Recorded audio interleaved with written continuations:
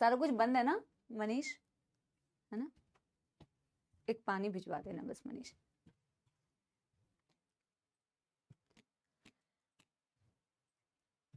I have 70% क्या होता है? क्लास स्टार्ट होने से पहले बच्चे आपस में बतियाना सबसे ज्यादा जरूरी है, वो मिस नहीं होना चाहिए भाई। क्लास बाद में हो जाए, पहले आपस में घपिया लेते हैं हम। Good evening, good evening, good evening, hello hello hello, नमस्कार नमस्कार नमस्कार।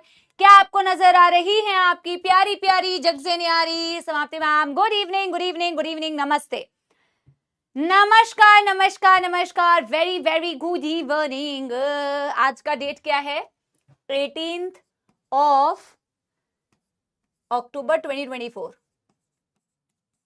अच्छा एक बात बताओ, जितने भी लोग मुझे कह रहे हैं ना कि मैगी जैसे बाल है, अच्छी बताओ तुम मेरे को, अच्छा लगेगा कि अगर मैं भी तुम्हें ऐसे ग्रीट करूं, हेलो हेलो हेलो, क्या मेरे प्यारे प्यारे नलायकों को, गधों को नजर आ रही हैं? अच्छा लगता है? बताना थोड़ी जरूरी होता है कि मैम आपके बाल मैगी जैसे दिख रहे हैं, बताना थोड़ी जरूरी होता है कि तुम नलायक हो, गधे हो। गधा भी शर्मा जाएगा कि किसको गधा बोल रही हूं, बताओ ना जरा। आवाज थोड़ा क्या कर लो। बड़े आए, खुद के देखें एक बार, अपने बाल देखना जरा। जेलस पीपल, तू तू तू तू नजर ना लगे। चलो यार, हटाओ इन सब चीजों को। शुरू करते हैं बेटा, क्या शुरू करते हैं बेटा आज का लेक्चर। सबसे पहले बहुत सारी एनसीईआरटी की रीडिंग अभी बाकी है, तो पहले बेटा एनसीईआरटी की रीडिंग कंप्लीट करेंगे कल की क्लास की। बहुत मजेदार लेक्चर आज का शुरू करेंगे, कुछ टॉपिक्स कवर करेंगे थ्योरीज ऑफ एवोल्यूशन की। देखो मैं आपको ये बताऊं, इस चैप्टर का जो सीक्वेंस है बेटा, उसको किसी भी सीक्वेंस में पढ़ाया जा सकता है। हम इस सीक्वेंस को अभी फॉलो कर रहे हैं। एनसीईआरटी का तो कोई सीक्वेंस ही नहीं है, तो एनसीईआरटी की तो बात हम नहीं कर रहे हैं। एनसीईआरटी तो हम साथ के साथ रीड कर रहे हैं। ये भी बायोटेक्नोलॉजी प्रिंसिपल जैसे चैप्टर जैसा है, तो इसमें क्या है ना, पूरा चैप्टर पढ़ लोगे, फिर बेटा जब एनसीईआरटी रीड करोगे ना, तो आपको एनसीईआरटी बड़ी समझ में आएगी, आसानी से समझ में आएगी। अभी तो हम साथ के साथ बेटा कर भी रहे हैं एनसीईआरटी की रीडिंग, बट वन शॉट में एनसीईआरटी की रीडिंग एकदम लास्ट में करना, जब पूरा चैप्टर खत्म हो जाए, क्योंकि ना चैप्टर बहुत बिखरा हुआ है और चैप्टर को पढ़ाने का फ्लो कुछ भी हो सकता है, क्योंकि ये बड़ा ऐसा चैप्टर है। मैं तुम्हें पता नहीं कितना समझा पाई, क्योंकि तुम तो क्या हो बेटा। चलो इसी बात के साथ में पहले क्विक रिवीजन करते हैं बेटा पिछली क्लास का, और जो बचे हुए पॉइंट्स है उसको कवर करते हैं, और फिर आज का टॉपिक स्टार्ट करते हैं बच्चों। आज का टॉपिक है हमारा थ्योरीज। आज का टॉपिक है थ्योरीज फॉर एवोल्यूशन। बहुत सारी थ्योरीज दी गई थी एवोल्यूशन के लिए, बायोलॉजिकल एवोल्यूशन के लिए, ऑर्गेनिक एवोल्यूशन के लिए। आज उस चीज को हम स्टार्ट करने वाले हैं। इससे पहले बेटा कुर्सियों की पेटी बांध ली जाए और एक बार क्विकली रिवाइज करेंगे हम लास्ट क्लास को, ठीक है? चलाते हैं बेटा हैशटैग समाप्ति एक्सप्रेस। अपने नोटबुक्स को बंद कर लो और एक बारी बेटा फटाफट से रिवाइज करो, ठीक है ना? यस, हाँ, आप लोगों के लिए एनटीए के लिए अभी कोई अपडेट नहीं है बेटा। जब आप लोगों की इंफॉर्मेशन नीट के लिए कंफर्म हो जाएगी तो आपको बताया जाएगा, है ना? चलो अब सुनो सुनो सुनो सुनो, फालतू की बकवास नहीं बेटा, बात नहीं, नो नो नो, पढ़ाई पढ़ाई, ओनली पढ़ाई, ठीक है? कितने लेक्चर्स लगेंगे अभी? 100 लेक्चर्स लगेंगे इसको कंप्लीट करने के लिए, ठीक है? अभी सुनो बेटा, हमने कल की क्लास में क्या पढ़ा? अच्छा, सबसे पहली क्लास में हमने पढ़ा था यूनिवर्स का ओरिजिन हो गया 20 बिलियन ईयर्स अगो, अर्थ का ओरिजिन हो गया बेटा 4.5 बिलियन ईयर्स अगो। अर्थ में जो कंडीशंस थी वो कुछ ऐसी कंडीशंस थी जो फेवरेबल थी for the origin of life. ये हमने कल की क्लास में पढ़ा।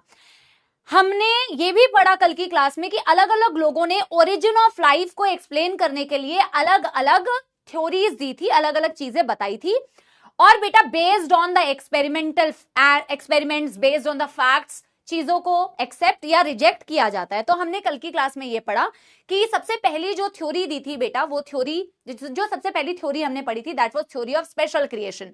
थ्योरी ऑफ स्पेशल क्रिएशन के अनुसार अर्थ सिर्फ 4000 साल पुराना है। इस चैप्टर में डेटा बेस्ड क्वेश्चंस आते हैं बेटा, तो आपको डेटा याद रखना है। अर्थ सिर्फ 4000 साल पुराना है। Life was only created in 6 days. Life was created by some supernatural power called as God.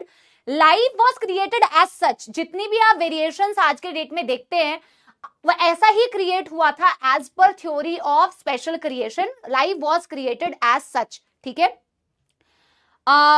This is the theory of special creation. ठीक है ना? फिर हमने पढ़ा number 2 theory, theory of catastrophism. Catastrophic theory कहती है कि यार कैटास्ट्रॉफिक इवेंट्स होते हैं, डिस्ट्रक्टिव इवेंट्स होते हैं, एग्जिस्टिंग जो लाइफ होती है वो खत्म हो जाती है और फिर न्यू लाइफ आ जाती है, कुछ इसी प्रकार के कैटास्ट्रॉफिक इवेंट से, जिसे बोला थ्योरी ऑफ कैटास्ट्रॉफिज्म, ठीक है ना। फिर थ्योरी है थ्योरी ऑफ पैंसपर्मिया या कॉस्मोजॉइक थ्योरी या एक्स्ट्रा टेरेस्ट्रियल थ्योरी। इस थ्योरी के अनुसार लाइफ दूसरे प्लैनेट से आई है, ट्रैवल करके आई है in the form of spores, in the form of seeds. तो लाइफ ट्रैवल कर सकती है यहां से किसी और प्लैनेट से यहां, तो अर्थ पे जो लाइफ आई होगी वो किसी और प्लैनेट से आई है, ऐसा माना गया। So this is called as बेटा the theory of the extraterrestrial theory या कॉस्मोजॉइक थ्योरी बोलते हैं, ठीक है। फिर हमने कौन सी थ्योरी पढ़ी बेटा, बताओ कौन सी थ्योरी, ए बायोजेनेसिस की थ्योरी पढ़ी, लाइफ फ्रॉम नॉन लिविंग।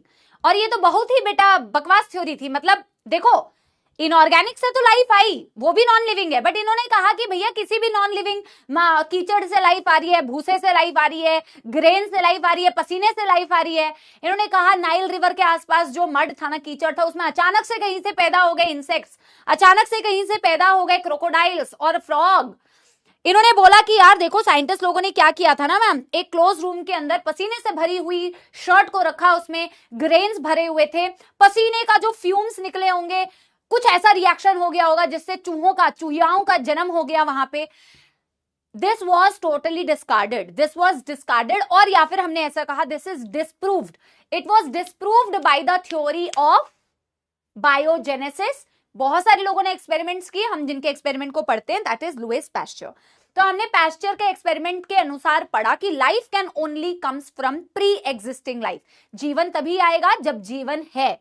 ये बात तो गलत नहीं थी। इन्होंने स्वान ने एक एक्सपेरिमेंट भी करा और इन्होंने कहा कि मैंने एक फ्लास्क लिया है जिसकी गर्दन जो है, अरे भाई ये कौन सा फ्लास्क बना रही हूं मैं एक फ्लास्क बेटा मैंने लिया जिसकी गर्दन जो है एस शेप की है, भैया रख दीजिए जहां आपको कंफर्टेबल हो, भैया रख दीजिए, आप इतनी मेहनत करके मत आइए भैया झुक झुक के दे, भैया दे दो भैया, आप सामने से भी आ सकते हो, आप लोग झुक के क्यों आते हो ऐसे कि कैमरे के सामने आ जाएंगे तो क्या हो गया भैया हाँ, स्वान ने एक एक्सपेरिमेंट किया बेटा, इन्होंने स्वान ने एक एक्सपेरिमेंट में एस शेप की नेक और एक फ्लास्क का बेटा नेक इन्होंने तोड़ दिया, ब्रोकन नेक, ठीक है ना। इसके अंदर बेटा क्या किया इन्होंने, ए बायोजेनेसिस को स्पॉन्टेनियस, कल भी मैं ये शब्द आपको बताना भूल गई थी, थ्योरी ऑफ स्पॉन्टेनियस जनरेशन भी कहते हैं, क्योंकि एकदम से एक झटके में लाइफ आ सकती है नॉन लिविंग चीज से, that is called as theory of spontaneous generation. ये वाली थ्योरी स्वान के एक्सपेरिमेंट वाली क्या थी बेटा, इन्होंने प्री स्टेरिलाइज्ड फ्लास्क लिया ताकि कोई भी यहाँ पे पहले से लाइफ एग्जिस्टिंग ना हो, इसके अंदर ब्रॉथ लिया, broth has killed east, heated east plus water, ठीक है ना, एक मीडियम ले लिया, ठीक है ना। फिर उन्होंने कुछ दिनों के बाद एक्सपेरिमेंट के देखा यहाँ तो कुछ माइक्रोबियल ग्रोथ हो गया है लेकिन यहाँ पे नहीं हुआ, तो इसका इन्होंने कंक्लूजन क्या दिया, इनका कंक्लूजन इन्होंने ये दिया बेटा, हाँ नहीं बताया तो था लेकिन मैं सौम्या बेटा मैंने थोड़ी देर के बाद बताया था, हाँ बताया तो था, धन्यवाद मेरा सपोर्ट करने के लिए, इस बार मेरी ही सरकार आएगी, ठीक है। तो क्या बोलते हैं, एयर की एंट्री होती है बेटा, एयर की एंट्री, एयर, इन्होंने कहा कि एयर की एंट्री जो है ना, एयर में ही कुछ प्री एग्जिस्टिंग लाइफ फॉर्म्स थे, कुछ स्पोर्स थे, कुछ बैक्टीरिया रहे होंगे, माइक्रोब्स रहे होंगे, बड़े इजीली वो एंटर कर गए जिसकी गर्दन टूटी हुई थी, लेकिन जो बेंट नेक था ना, बेंट नेक वाले एरिया में वो माइक्रोब ट्रैप हो गए होंगे, जहां गर्दन मुड़ी हुई थी उसमें वो ट्रैप हो गए होंगे, उसमें वो फंस गए होंगे, एंटर नहीं कर पाए, जिस कारण से बेंट नेक वाले में लाइफ नहीं आई।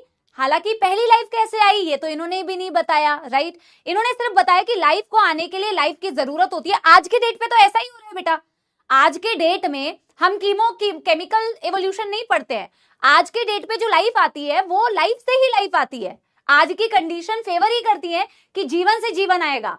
लेकिन प्रिमिटिव अर्थ पे हमने पढ़ा जो सबसे एक्सेप्टेबल थ्योरी वो है, हालांकि देखो एनसीईआरटी, अभी खुद ही मैं एनसीईआरटी की लाइंस तुम्हें पढ़ाऊंगी, एनसीईआरटी खुद कहती है how the first life came it is still unclear, evolution is a process और is it a result of a process.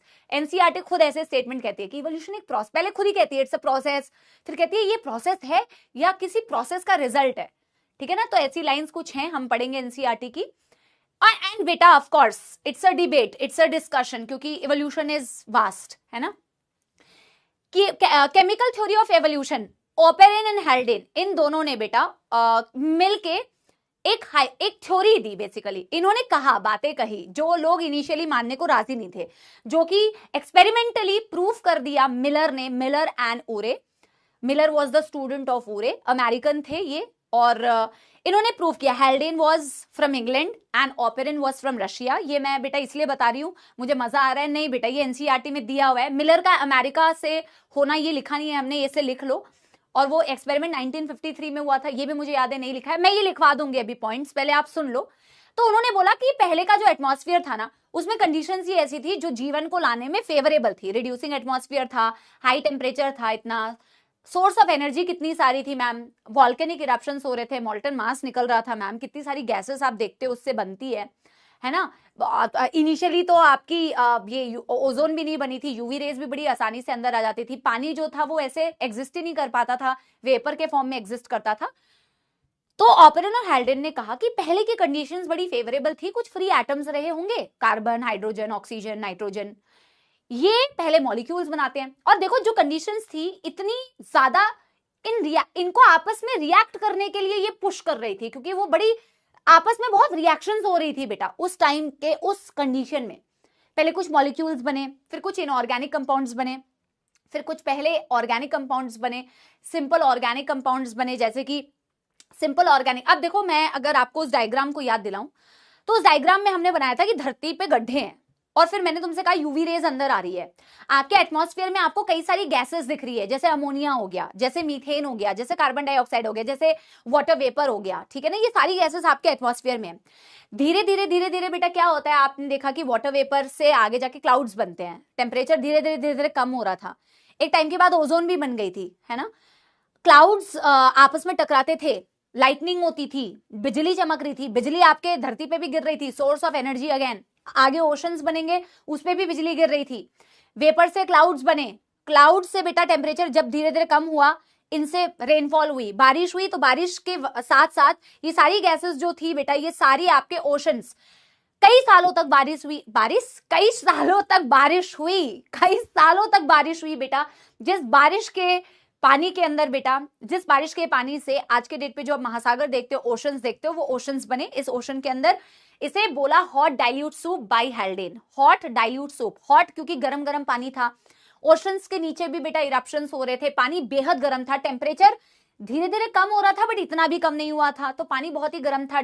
Soup क्यों बोला, इसमें सारी बेटा वो केमिकल्स थी, वो सारे रॉ मटेरियल्स थे जिससे जीवन आ सकता था, क्योंकि हमने यही बेटा उस फ्लोचार्ट में पढ़ा था कि जब ये इनऑर्गेनिक से रिएक्शंस होकर कुछ ऑर्गेनिक कंपाउंड्स बनते हैं, आपके HCN बन गया, आपका मीथेन बन गया, इससे आगे जाके कुछ सिंपल ऑर्गेनिक सब्सटेंसेस बने होंगे, जैसे अमीनो एसिड्स बन गए, जैसे फैटी एसिड्स बन गए, नाइट्रोजनस बेसिस बन गए बेटा, सिंपल शुगर बन गया, और ये आपस में फिर और रिएक्ट करते हैं तो कॉम्प्लेक्स ऑर्गेनिक सब्सटेंसेस बनते हैं, कॉम्प्लेक्स शुगर, प्रोटीन बन गए, लिपिड्स बन गए, इनफैक्ट न्यूक्लिक एसिड्स बन गए। ये सारा कार्यक्रम हो रहा था पानी के अंदर, उस हॉट डाइल्यूट सूप के अंदर बेटा, जिससे हम कहते हैं फर्स्ट लाइफ आई होगी। किसी ने इसकी बातों को नहीं माना, सब इस पर हंसे बेटा, सबने इस पे थू थू करी, ऐसा नहीं बेटा, ऐसा मैं तुम्हें बेटा ड्रामेटिक वे में बता रही हूं। तो सपोर्ट में आए मिलर एंड उरे, उन्होंने एक्सपेरिमेंटली प्रूव कर दिया कि अगर हम अभी लैब कंडीशन में वैसी ही सिमुलेशन करें, वैसी ही कंडीशंस क्रिएट करें, तो अगर एक्सपेरिमेंट में कुछ मिलता है तो डेफिनेटली ये जो कह रहे हैं ये बात बिल्कुल वैलिड है। इनका एक्सपेरिमेंट एक बारी बेटा रिवाइज कर लो। इनके एक्सपेरिमेंट में इन्होंने क्या किया बेटा, एक इन्होंने बेटा फ्लास्क ली, जिस फ्लास्क में इन्होंने बॉइलिंग, अरे भाई कौन सा कलर है, जिस फ्लास्क में बेटा क्या किया इन्होंने, बॉइलिंग वाटर लिया, बॉइलिंग वाटर लिया बेटा। ये फ्लास्क किससे कनेक्टेड था, यहाँ पे एक चीज से कनेक्टेड था जहां आगे जाके पानी कलेक्ट होगा, मैं आपको बताऊंगी। ये फर्दर कनेक्टेड है एक स्पार्क डिस्चार्ज चेंबर से। ये बहुत ही इंपॉर्टेंट चेंबर है, स्पार्क डिस्चार्ज चेंबर, ये बहुत ही इंपॉर्टेंट चेंबर है, क्योंकि यहाँ स्पार्क क्रिएट कर रहे हो, हाई वोल्टेज एनर्जी क्रिएट कर रहे हो, क्योंकि पहले के एटमॉस्फेयर जैसी कंडीशन क्रिएट करनी है। ऑक्सीजन तुम्हें इसके अंदर नहीं चाहिए तो आपको वैक्यूम करने के लिए एक पंप लगाया हुआ है यहाँ पे, वाटर वेपर चाहिए तो यहाँ पे बेटा बॉइलिंग वाटर ले लिया है तुमने, जहां से वेपर्स आपके स्पार्क डिस्चार्ज चेंबर के अंदर आते हैं। हाई वोल्टेज के लिए बेटा यहाँ तुमने इलेक्ट्रोड्स लगा दिए, 75,000 वोल्टेज। ये सारा, ये बहुत हाई टेम्परेचर पे मेंटेन्ड है बेटा, ये पूरा सेटअप 800 डिग्री सेल्सियस। ये वाटर वेपर है, यहां कुछ गैसेस का कॉम्बिनेशन लिया। अब इन्होंने जो गैसेस का कॉम्बिनेशन लिया वही हम अभी डिस्कस करते हैं कि इन्होंने मीथेन लिया, इन्होंने अमोनिया लिया, इन्होंने हाइड्रोजन लिया। मैंने रेशियो आपको याद रखने के लिए कहा था, जो इवन है वो इवन है, 2:1:2। ये क्वांटिटी बेटा इन्होंने ऐसे ली, कई बार क्वांटिटी पूछ लेते हैं, और इन लोगों को रिएक्ट करने के लिए छोड़ दिया स्पार्क डिस्चार्ज चेंबर में, जैसे कि प्रिमिटिव एटमॉस्फेयर में भी हो रहा होगा। रिड्यूसिंग एटमॉस्फेयर में हाई टेम्परेचर में ये आपस में रिएक्ट कर रही थी। ये गैसेस हैं बेटा, तो गैसेस को तुम स्टडी नहीं कर पाओगे आगे, तो इनको कंडेंस करना जरूरी था। जैसे ओशन के अंदर सारा केमिकल रिएक्शन हो रहा था ना, तो तुम्हें पानी चाहिए, तो तुमने इस ट्यूब को, इस स्पार्क डिस्चार्ज चेंबर की ये जो ट्यूब है, इसे कंडेंसर से अटैच किया हुआ है। कंडेंसर में एक पानी इनलेट करने का बेटा एक ओपनिंग है, तो ठंडा ठंडा पानी बेटा इससे पास किया, तो ये जो है गैस आपकी लिक्विफाई हो गई। और फिर यहां बेटा कुछ दिनों के बाद यहां आपको एक लिक्विड ट्रैप दिख रहा है। ये लिक्विड को इन्होंने एनालाइज किया after 18 days of their experiment, और 18 दिन के बाद बेटा एक्सपेरिमेंट के इनको यहां पे कुछ अमीनो एसिड्स मिली, ग्लाइसिन, एलेनिन, एस्पर्टिक एसिड। और इन्होंने कहा कि भाई केवल मात्र 18 दिन में अगर मैं कुछ गैसेस के कॉम्बिनेशन से एक ऐसे सिंपल ऑर्गेनिक मॉलिक्यूल्स को बना सकता हूं, तो मिलियन ऑफ इयर्स में तो 100% ऐसा हुआ होगा। ओपेरन और हैल्डेन की थ्योरी को हमने सपोर्ट कर दिया। एक थम्स अप दे दो बेटा, मैंने पूरा तुम्हें बहुत आराम आराम से वापस से रिवाइज करा दिया है। अब कोई रोएगा नहीं, गाएगा नहीं कि मेरे को कुछ याद नहीं हो रहा है। सब कुछ मैंने डिटेल में तुम्हें वापस से रिवाइज करा दिया है। मैं आज कुछ पॉइंट्स और लिखवा देती हूँ, एक दो पॉइंट्स अतिरिक्त तुम्हें लगेंगे, बट थोड़ा सा फ्लो सही रखने के लिए मुझे वो बताना पड़ेगा, बहुत ज्यादा अतिरिक्त में नहीं जाएंगे बेटा। और मैं आपको ये भी बता दूं कि मिलर और ऊरे के एक्सपेरिमेंट के बाद अलग अलग लोगों ने क्या किया ना बेटा, और साथ साथ में ना बेटा दो चार चीजें और ऐड कर दी यहाँ फ्लास्क स्पार्क डिस्चार्ज चेंबर में, और उन्होंने फैटी एसिड्स बना दिए, उन्होंने शुगर्स और बना दिए, तो उन्होंने और भी बहुत सारी कॉम्बिनेशन ऑफ गैसेस लेके और भी डिफरेंट चीजें बनाई, जिससे ये थ्योरी और ज्यादा सपोर्ट होती है कि केमिकल एवोल्यूशन होगा। केमिकल एवोल्यूशन का मतलब है कि ऑर्गेनिक कुछ मॉलिक्यूल्स थे जिससे फर्स्ट लाइफ आई होगी। और ऑर्गेनिक मॉलिक्यूल्स कैसे आए होंगे? इस तरीके से आए होंगे, free atoms, molecules, inorganic molecules, organic molecules. तो ऑर्गेनिक से ही फर्स्ट लाइफ आई होगी, नॉन सेल्यूलर ऑर्गेनिक से जो लाइफ आई उसी को हम केमिकल एवोल्यूशन कहते हैं। आज पता है हमें क्या पढ़ना है एक्चुअल में? आज हमें पढ़ना है कि ठीक है लाइफ तो आ गई, अब हम पढ़ रहे हैं इस जीवन के अंदर, इस लाइफ के अंदर चेंजेस कैसे आए। अच्छा ठीक है, कोई स्पीशीज बन गई, ये वेरिएशंस कैसे आए, इतनी डाइवर्सिटी कैसे आई, इतने चेंजेस कैसे आए, इसकी थ्योरी आज हमें पढ़नी है कि इवॉल्व कैसे हुए, ये थ्योरीज ऑफ इवोल्यूशन, ये बदलाव कैसे आया, ये चेंजेस कैसे आए, एम्फीबिया से कैसे बेटा रेप्टाइल बन गए, रेप्टाइल से कैसे बर्ड्स और कैसे मैमल्स बन गए।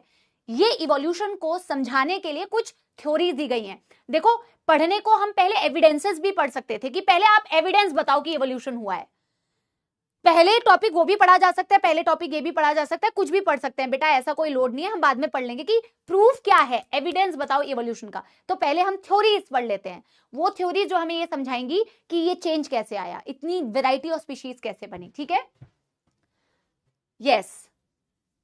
पहले के एटमॉस्फेयर को रिड्यूसिंग एटमॉस्फेयर क्यों बोलते हैं बेटा? पहली क्लास अटेंड कर, ठीक है ना। चलो कुछ पॉइंट्स और हम नोट करते हैं बेटा जो कल की क्लास से रिलेटेड है। तुमने कल कहाँ एंड किया था? नोट में कुछ पॉइंट्स लिखे होंगे शायद, अगर तुमने नोट में कुछ पॉइंट्स लिखे तो प्लीज नोट में ही कंटिन्यू करना, क्योंकि एक दो पॉइंट्स में और लिखाना चाहती हूँ कि ये मिलर और ऊरे का जो एक्सपेरिमेंट था ये परफॉर्म कब किया गया था। तो मिलर एंड ऊरे का जो एक्सपेरिमेंट था 1953 में बेटा परफॉर्म किया गया है, क्योंकि यहां से डेटाबेस क्वेश्चन आता है बेटा। In the year 1953 it was बेटा परफॉर्म्ड, इस साल में बेटा इनका एक्सपेरिमेंट परफॉर्म हुआ था। ठीक है ना, कुछ पॉइंट्स और ऐड कर लो। अगर नोट डाल के तुमने नहीं लिखा है ना, नहीं नो मैम किसके लिए कह रहे हो? अगर तुमने बेटा नहीं नोट डाल के कुछ लिखा है तो नोट डाल के फिर इसे लिखो। अगर तुमने नोट नहीं डाला तो इसे नोट डाल के ही लिखो, कोई दिक्कत नहीं है, नोट डाल के ही लिखो। ठीक है ना, एक तो ये वाला पॉइंट लिख लेना। फिर एक पॉइंट जो मैं आपको बताने वाली हूं बेटा कि exactly what is chemical evolution is, exactly if you want to say what is the chemical evolution, तो तुम कह रहे हो नॉन लिविंग ऑर्गेनिक मॉलिक्यूल से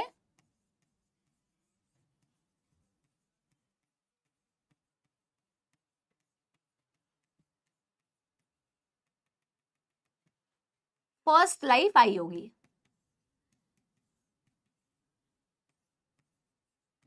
प्रोबेबली इस तरीके से फर्स्ट लाइफ आई होगी। ठीक है, अब बेटा आगे और क्या पॉइंट्स हमें लिखने हैं इससे रिलेटेड। देखो अब मैं आपको एनसीईआरटी रीड कराऊंगी तो आपको कुछ कुछ पॉइंट्स और पता चलेंगे। अब देखो ये क्योंकि किसी ने जाके देखा नहीं ना बेटा, किसी ने जाके तो देखा नहीं एग्जैक्टली क्या हुआ, सब अपने एक्सपेरिमेंट के बलबूते पे और इन सारी चीजों को सपोर्ट करते हुए चीजों को बता रहे थे। एनसीईआरटी में एक डेटा दिया हुआ है कि first non cellular form of life कब आई, तो एनसीईआरटी कहती है पहली non cellular life, first database क्योंकि क्वेश्चन आता है, first non cellular form of life कब आई? ये 3 बिलियन ईयर्स अगो आई, 3 बिलियन ईयर्स अगो। और first cellular form of life कब आई? पहला सेल का फॉर्म जो था, सेल्यूलर फॉर्म ऑफ लाइफ, ये आई प्रोबेबली 2 बिलियन ईयर्स अगो। बेटा जब मैं आपको लास्ट में इस चैप्टर के evolution of different life forms पढ़ाऊंगी ना, तो मैं स्टार्टिंग से लेके एंड तक आपको पूरा डेटा लिखवाऊंगी, universe, earth, non cellular, cellular, invertebrates, plants, seaweeds, amphibians, reptiles, NCERT वाला डेटा मैं पूरा बताऊंगी। अभी कुछ कुछ पॉइंट्स ऐसे ऐड कर लो। जब मैं सेल्यूलर और नॉन सेल्यूलर की बात करती हूँ ना बेटा, एक लास्ट पॉइंट बता रही हूँ जो एनसीईआरटी में नहीं है बट आप अपनी इंफॉर्मेशन के लिए याद रख सकते हो। तो बोला कि यार देखो क्या बोलते हैं, आपके ऑर्गेनिक कंपाउंड्स बन गए, ऑर्गेनिक कंपाउंड्स बन गए ना, जैसे आपका न्यूक्लिक एसिड बन गया, आपका सिंपल शुगर बन गया, आपकी प्रोटीन्स, आपके कॉम्प्लेक्स शुगर बन गया, आपका प्रोटीन्स बन गया, आपके फैट्स बन गए। और पहली लाइफ आई कहां? First life in water, first life in पानी, है ना। आप ना कई जगह पे, वैसे एनसीईआरटी में नहीं है, आप कई जगह पे पढ़ोगे, ये जितने भी बेटा आप चीजें पढ़ रहे हो ना, इससे सबसे पहले बने होंगे कुछ कंपोनेंट जिसे प्रोटोबायोन्ट्स बोलते हैं। देखो मैं एक फ्लो चार्ट बना देती हूँ लास्ट, ठीक है, लास्ट एक फ्लो चार्ट बना देती हूँ, फिर एनसीईआरटी की रीडिंग करेंगे। देखो आपने कुछ इस तरीके से पढ़ा ना बेटा, फ्री एटम्स, छोटा सा बना रही हूं क्योंकि तुम ऑलरेडी कर चुके हो, फ्री एटम्स, फिर आपने मॉलिक्यूल्स पढ़े,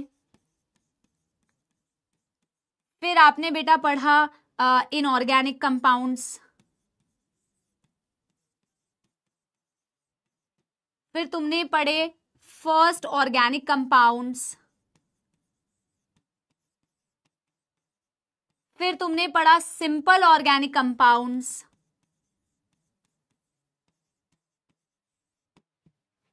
फिर तुमने पढ़ा कॉम्प्लेक्स ऑर्गेनिक कंपाउंड्स। इससे बेटा बने पता है क्या कहा जाता है कि इन्हीं कॉम्प्लेक्स ऑर्गेनिक कंपाउंड से एक्चुअल में बने होंगे, मैं कह रही हूं, इनसे बने होंगे प्रोटोबायोन्ट्स नाम की चीज। अभी मैं आपको बता रही हूं, वेट, प्रोटोबायोन्ट से बने होंगे यूबायोन्ट्स, यूबायोन्ट से आए होंगे प्रोकैरियोट्स। एनसीईआरटी में नहीं है लेकिन तुम्हारे मन में क्वेश्चन अगर हो उसके लिए एक छोटा सा एक फ्लो चार्ट, बहुत ज्यादा डिटेल में बिल्कुल भी नहीं, इसको पढ़ाने को बेटा डिटेल में बताया जा सकता है कि कौन पहले आया, यू प्रोकैरियोट्स में भी बताओ पहले कौन फिर दूसरा कौन, कीमो हेट्रोट्रॉप्स, फोटो ऑटोट्रॉप्स, क्या सीक्वेंस है उनकी, लेकिन आपको जरूरत नहीं है। हमने कहा कि देखो लाइफ तो ऐसी आई होगी ना, जैसे हमने पढ़ा इन कॉम्प्लेक्स ऑर्गेनिक कंपाउंड्स, यानी कि जो मेरे प्रोटीन्स है, मेरे लिपिड्स है, मेरे न्यूक्लिक एसिड्स है, इन्हीं के कॉम्बिनेशन से ना प्रोटोबायोन्ट्स आए होंगे। प्रोटोबायोन्ट्स हैं क्या? प्रोटोबायोन्ट्स को लैब में ना हेल्डेन ने भी बना के एक सेल जैसा एक स्ट्रक्चर बनाया, हालांकि वो सेल उसे हम नहीं मानते हैं। फिर माइक्रोस्फीयर बनाए, कुछ फॉक्स नाम के एक साइंटिस्ट थे, उन्होंने कुछ स्ट्रक्चर्स बनाए जिन्हें प्रोटोबायोन्ट्स कहा। सबने लैब में इसे सिंथेसाइज किया कि पहला जो सेल आया होगा ना कुछ इस प्रकार से आया होगा, उसको उन्होंने प्रोटोबायोन्ट्स नाम दिया। बट बेटा प्रोटोबायोन्ट्स ना एनसीईआरटी में दिया नहीं हुआ है, तो आप चाहो तो स्किप भी कर सकते हो, आप चाहो तो इस फ्लो चार्ट को लिख भी सकते हो, कोई लोड नहीं है। फिर प्रोटोबायोन्ट्स से बेटा यूबायोन्ट्स आए। यूबायोन्ट्स से कहने का मतलब था जैसे वायरस आया, वायरस के पास पहली बार प्रोटीन की कोटिंग थी, इसमें जैसे कुछ वायरसेस की बात की, वायरसेस में ऐसे होता है ना स्ट्रक्चर की, यार प्रोटीन की कवरिंग होती है, अंदर न्यूक्लिक एसिड होता है, इस तरीके का स्ट्रक्चर आया जिसे इन्होंने क्या बोला, जिसे इन्होंने क्या बोला, यूबायोन्स। अब मैं प्रोटोबायोन्स को ना बेटा बहुत ज्यादा डिफाइन करने लग जाऊंगी तो डिटेल हो जाएगा। इसमें कोजरवेट्स होते हैं, माइक्रोस्फीयर्स होते हैं, जरूरत नहीं है। यूबायोन्स मतलब कुछ वायरस जैसे स्ट्रक्चर्स आए, प्रोटीन की कवरिंग थी, न्यूक्लिक एसिड्स थे। फिर आए बेटा प्रोकैरियोट्स, और प्रोकैरियोट्स से आए बेटा यूकैरियोट्स। आप ये याद रख सकते हो कि सबसे पहले कौन आए, सबसे पहले फर्स्ट आई कीमो हेटेरोट्रॉप्स। इतना आप याद रख सकते हो अगर आपका मन है। सबसे फर्स्ट कीमो हेटेरोट्रॉप्स आए, उसके बाद बेटा इवोल्यूशन या चेंज हुआ। सबसे फर्स्ट जो आए वो कीमो हेटेरोट्रॉप्स आए। प्रोकैरियोट्स से यूकैरियोट्स आए, यूकैरियोट्स में हम सारे आए बेटा। आप यूकैरियोट्स में सारी चीजों को फिर पढ़ते हैं, आपके पास आप पढ़ोगे अभी हमारे नॉन कॉर्डेट्स कैसे आए, हमारे फिर कॉर्डेट्स कैसे आए, कॉर्डेट्स में फिर सारे वर्टिब्रेट्स कैसे आए, वर्टिब्रेट में fish, amphibian, reptiles, Aves, mammals, ये सारे कैसे इवॉल्व हुए। अब हम उसकी ही कहानी पढ़ने वाले, theory of evolution. This flowchart is not in NCERT. अगर आपको चाहिए तो आप याद रख सकते हो कि कुछ इस तरीके से चीज हुई होगी, ठीक है ना। यस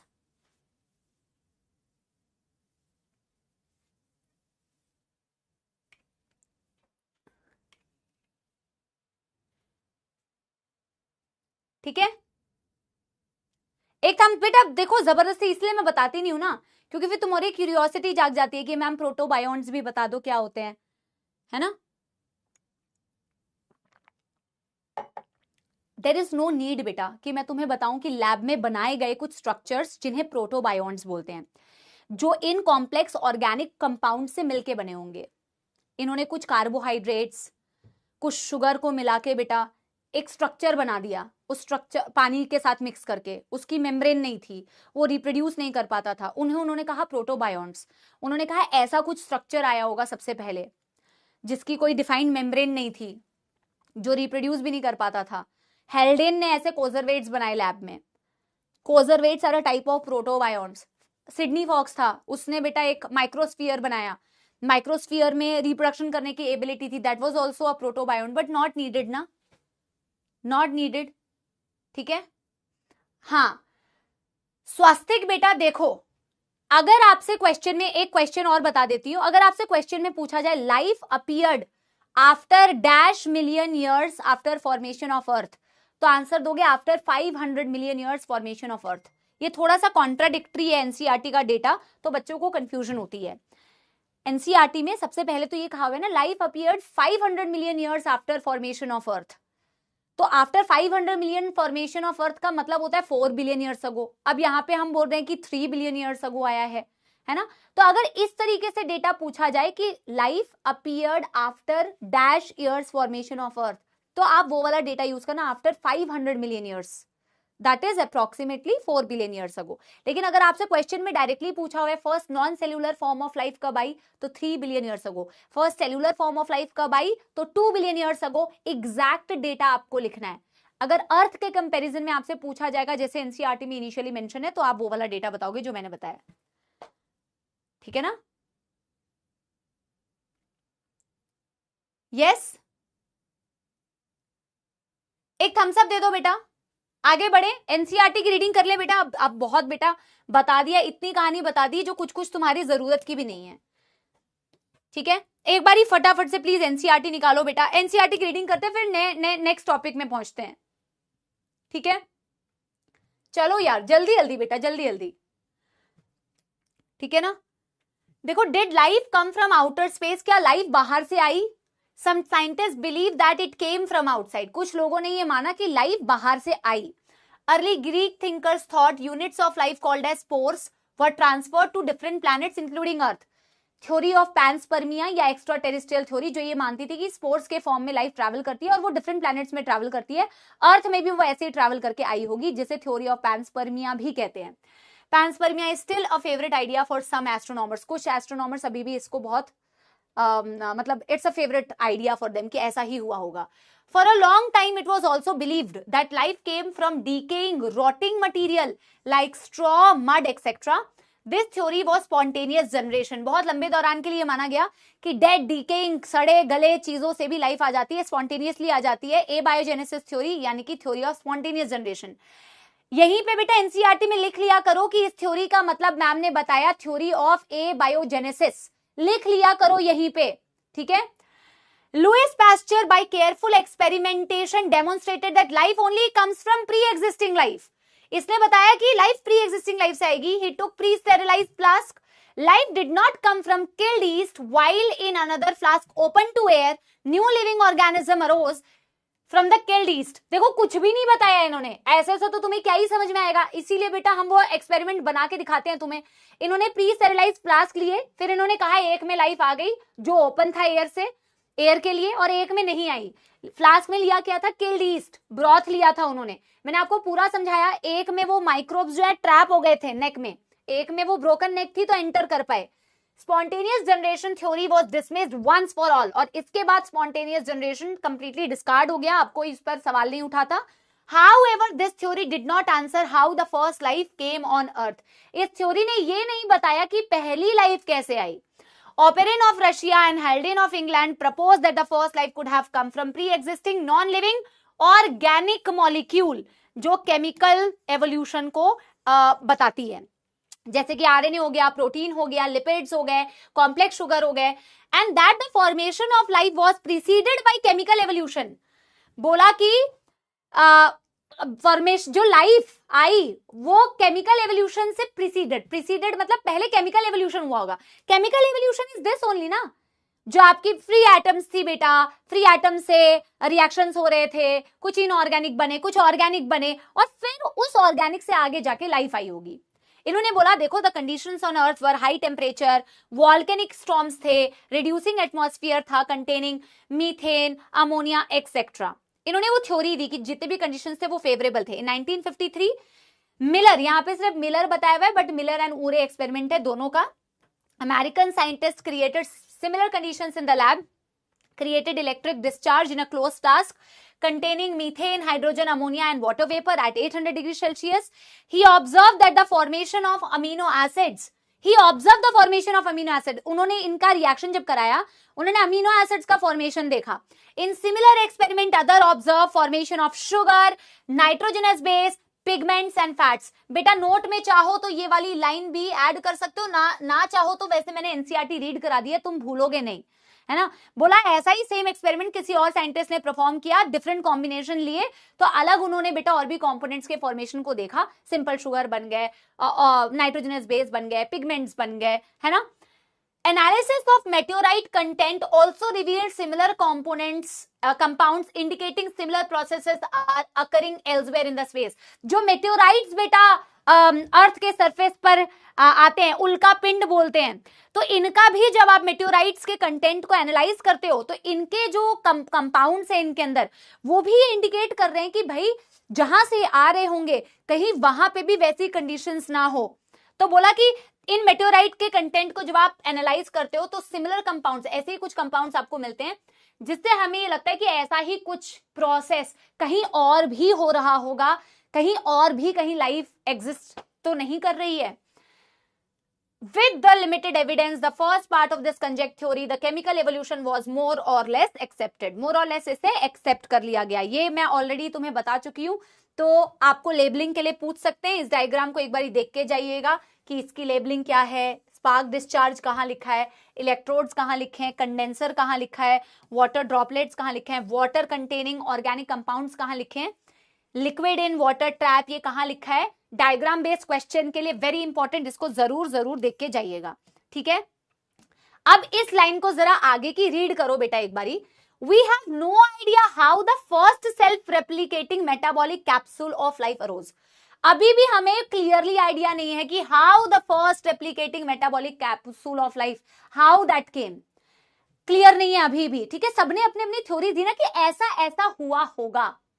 पहले प्रोटोबायोन्स बने होंगे, उससे कुछ वायरस लाइक स्ट्रक्चर बने होंगे जिन्हें आप यूबायोन्स बोलते हो, उससे कुछ प्रोकैरियोट्स बने होंगे, उससे कुछ बेटा आगे जाके यूकैरियोट्स में आगे जाके फिर एवोल्यूशन हुआ होगा, चेंजेस हुए होंगे. The first non-cellular form of life could have originated 3 billion years ago. They would have been giant molecules like RNA, protein, polysaccharides. बोला first non-cellular form of life जो था 3 billion years ago आया होगा. These capsules reproduce their molecules perhaps, क्योंकि इनके पास बेटा क्या था, RNA था, तो of course perhaps शायद इन्होंने reproduce किया होगा जो non-cellular form of life है है ना. The first cellular form of life did not possibly originated 2000 million years ago. 2000 million years ago मतलब 2 बिलियन ईयर्स अगो ही है, सेम चीज है ना बेटा. They were probably single cell. All life forms were in water environment only. लेकिन ये सारी चीजें बेटा पानी में ही हो रही थी. और ऑफ कोर्स बेटा जो सबसे पहला सेल आया होगा वो सिंगल सेल ही आया होगा, प्रोबेबली सिंगल सेल आया होगा. And this version of a biogenesis, that is the first form of life, arose slowly through evolutionary forces from non-living molecule, is accepted by majority. और इस बात को ज्यादातर लोग एक्सेप्ट करते हैं कि जो पहली लाइफ आई होगी वो इसी प्रकार से नॉन लिविंग ऑर्गेनिक या केमिकल रिएक्शंस की वजह से आई होगी. ठीक है. However once formed, how the first cellular form of life could have evolved into complex biodiversity of today is the fascinating story that will be discussed below. इसमें बहुत सारी ऐसी कहानियां दी हुई है बेटा.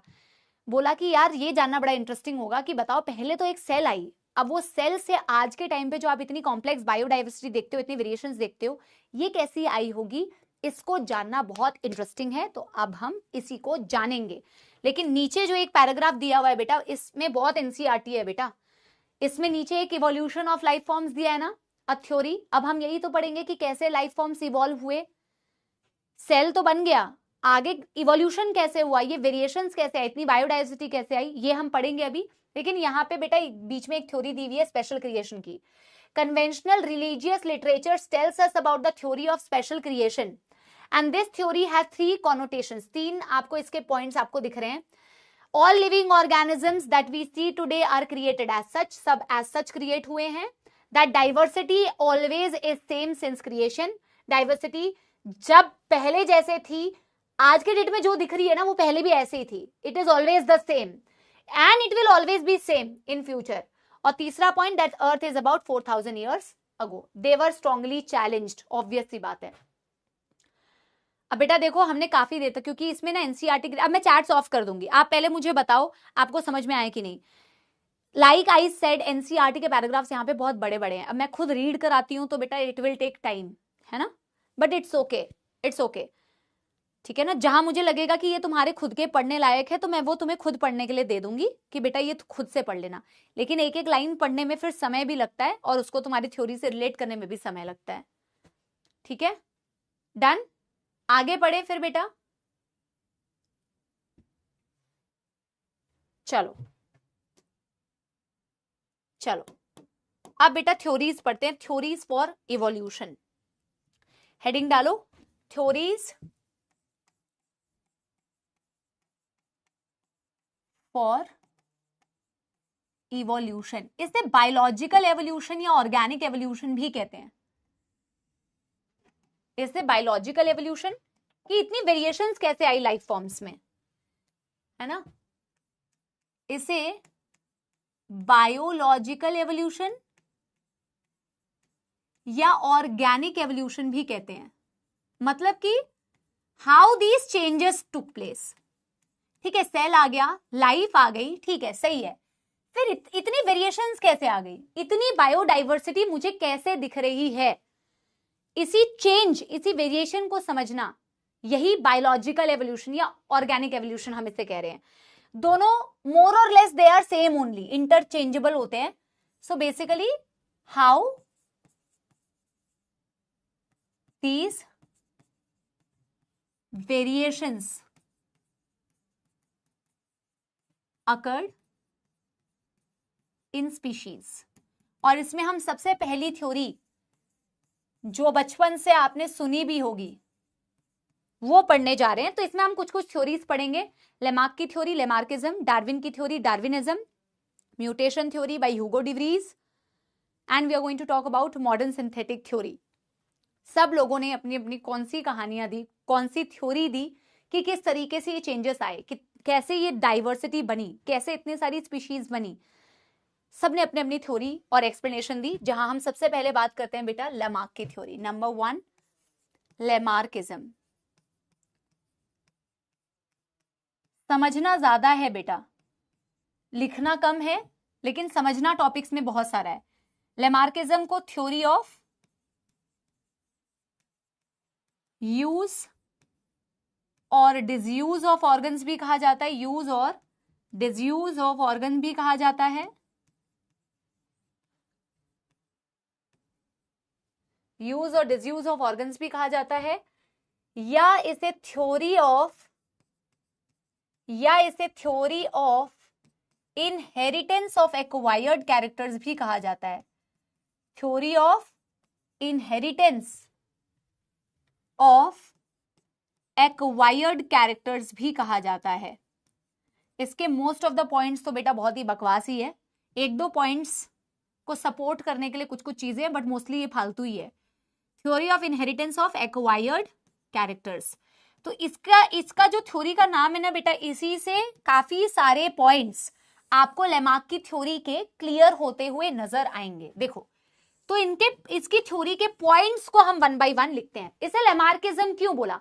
जैसे डार्विन की थ्योरी को डार्विनिज्म बोलते हैं, डार्विन जी ने दिया, वैसे ही लेमार्क की थ्योरी को लेमार्क ने दिया। Lamarck was a French naturalist, Darwin was from England, England के थे वो, इंग्लैंड में पैदा हुए थे। So he was a French naturalist. Of course it is proposed by a French naturalist,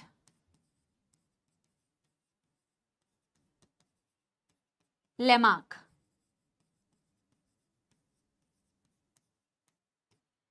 इनकी थ्योरी के कुछ कुछ पॉइंट्स को ऑब्जर्व करते हैं बेटा। तो इनकी थ्योरी क्या कहती है?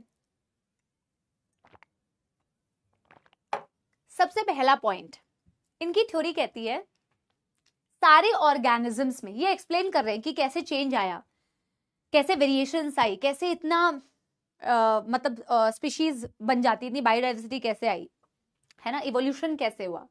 जिराफ का एग्जाम्पल बहुत फेमस है, आप सबने सुना होगा, बट मैं पहले इसकी थ्योरी के कुछ पॉइंट्स बताती हूँ। तो इन्होंने कहा कि हम सबके पास ना एक अंदर इंटरनल वाइटल फोर्स होता है, एक शक्ति होती है, हम सबके पास ये शक्ति होती है, इंटरनल फोर्स होता है, वाइटल फोर्स। और ये जो वाइटल फोर्स है ना, ये हम सबको अलाउ करता है, कैपेबिलिटी देता है, एबल बनाता है कि हम ड्यूरिंग आवर लाइफ टाइम कोई नया ऑर्गन बना सकते हैं। हम सोचें, अगर हम सोचें, हम चाहें, हमारे अंदर ये फोर्स है कि हम एक नया ऑर्गन बना सकते हैं, किसी एग्जिस्टिंग ऑर्गन को ज्यादा डेवलप कर सकते हैं, हमारे अंदर ये वाइटल फोर्स है। This was his first point. क्या ऐसा होता है बेटा? आज अगर तुम सोचो कि हमारे बेटा बुद्धि डेवलप हो जाए, मजाक कर रही हूं, ठीक है ना, पर अगर आज तुम चाहो कि तुम्हारे पर निकल आए, तो क्या तुम्हारे पर निकल आएंगे बेटा? हाँ, नया ऑर्गन डेवलप हो जाएगा। भाई मैं तो उड़ के जाऊंगी कॉलेज, है ना, तो क्या तुम एक नया ऑर्गन डेवलप कर सकते हो? तुम्हारे अंदर एक वाइटल फोर्स है। तो मजाक चल रहा है क्या बेटा? लेकिन इन्होंने ऐसा कहा था, तो इनके पॉइंट्स को बेटा लिखना जरूरी है। तो अकॉर्डिंग टू दिस थ्योरी हम लिखते हैं, अकॉर्डिंग टू दिस थ्योरी। अगर ऐसा सोचा जाए तो बेटा सबसे पहले तो तुम अपने पर ही लगाओगे, उड़ उड़ के सारी जगह पहुंच जाओगे। According to this theory, number 1, organisms, all organisms have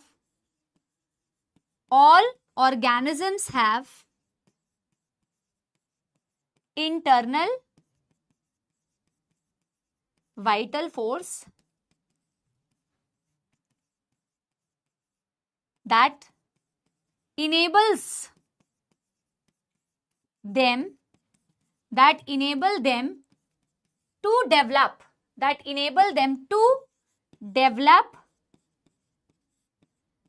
a new organ,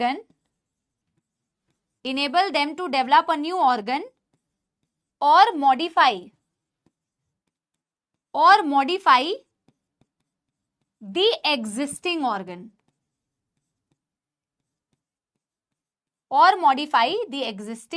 organ, ठीक है। एक बात तो इन्होंने बोला, हम सबके अंदर एक कैपेबिलिटी है, एक इंटरनल वाइटल फोर्स है जिससे हम ऐसा कर सकते हैं। फिर इन्होंने क्या कहा? फिर उन्होंने कहा कि जब एनवायरनमेंट में चेंज होता है ना, change in environment actually will force you, आपको एनवायरनमेंट में जो बदलाव होता है, उस बदलाव की वजह से वो बदलाव तुम्हें फोर्स करता है कि तुम एक नया ऑर्गन डेवलप कर लो या किसी एग्जिस्टिंग ऑर्गन को मॉडिफाई कर लो। तो ये इनका दूसरा पॉइंट था कि यार एनवायरनमेंट में बदलाव हुआ, change in environment is going to force you to develop a new organ और मॉडिफाई द एग्जिस्टिंग ऑर्गन। ऐसा भी नहीं होता है बेटा, है ना, ऑफ कोर्स ऐसा भी नहीं होता है कि यार एनवायरनमेंट में बदलाव हुआ, चेंज इन एनवायरनमेंट, बेटा ये पॉइंट बाय पॉइंट याद रखना, ये एनसीईआरटी के हैं। Change in environment, change in environment forces the organism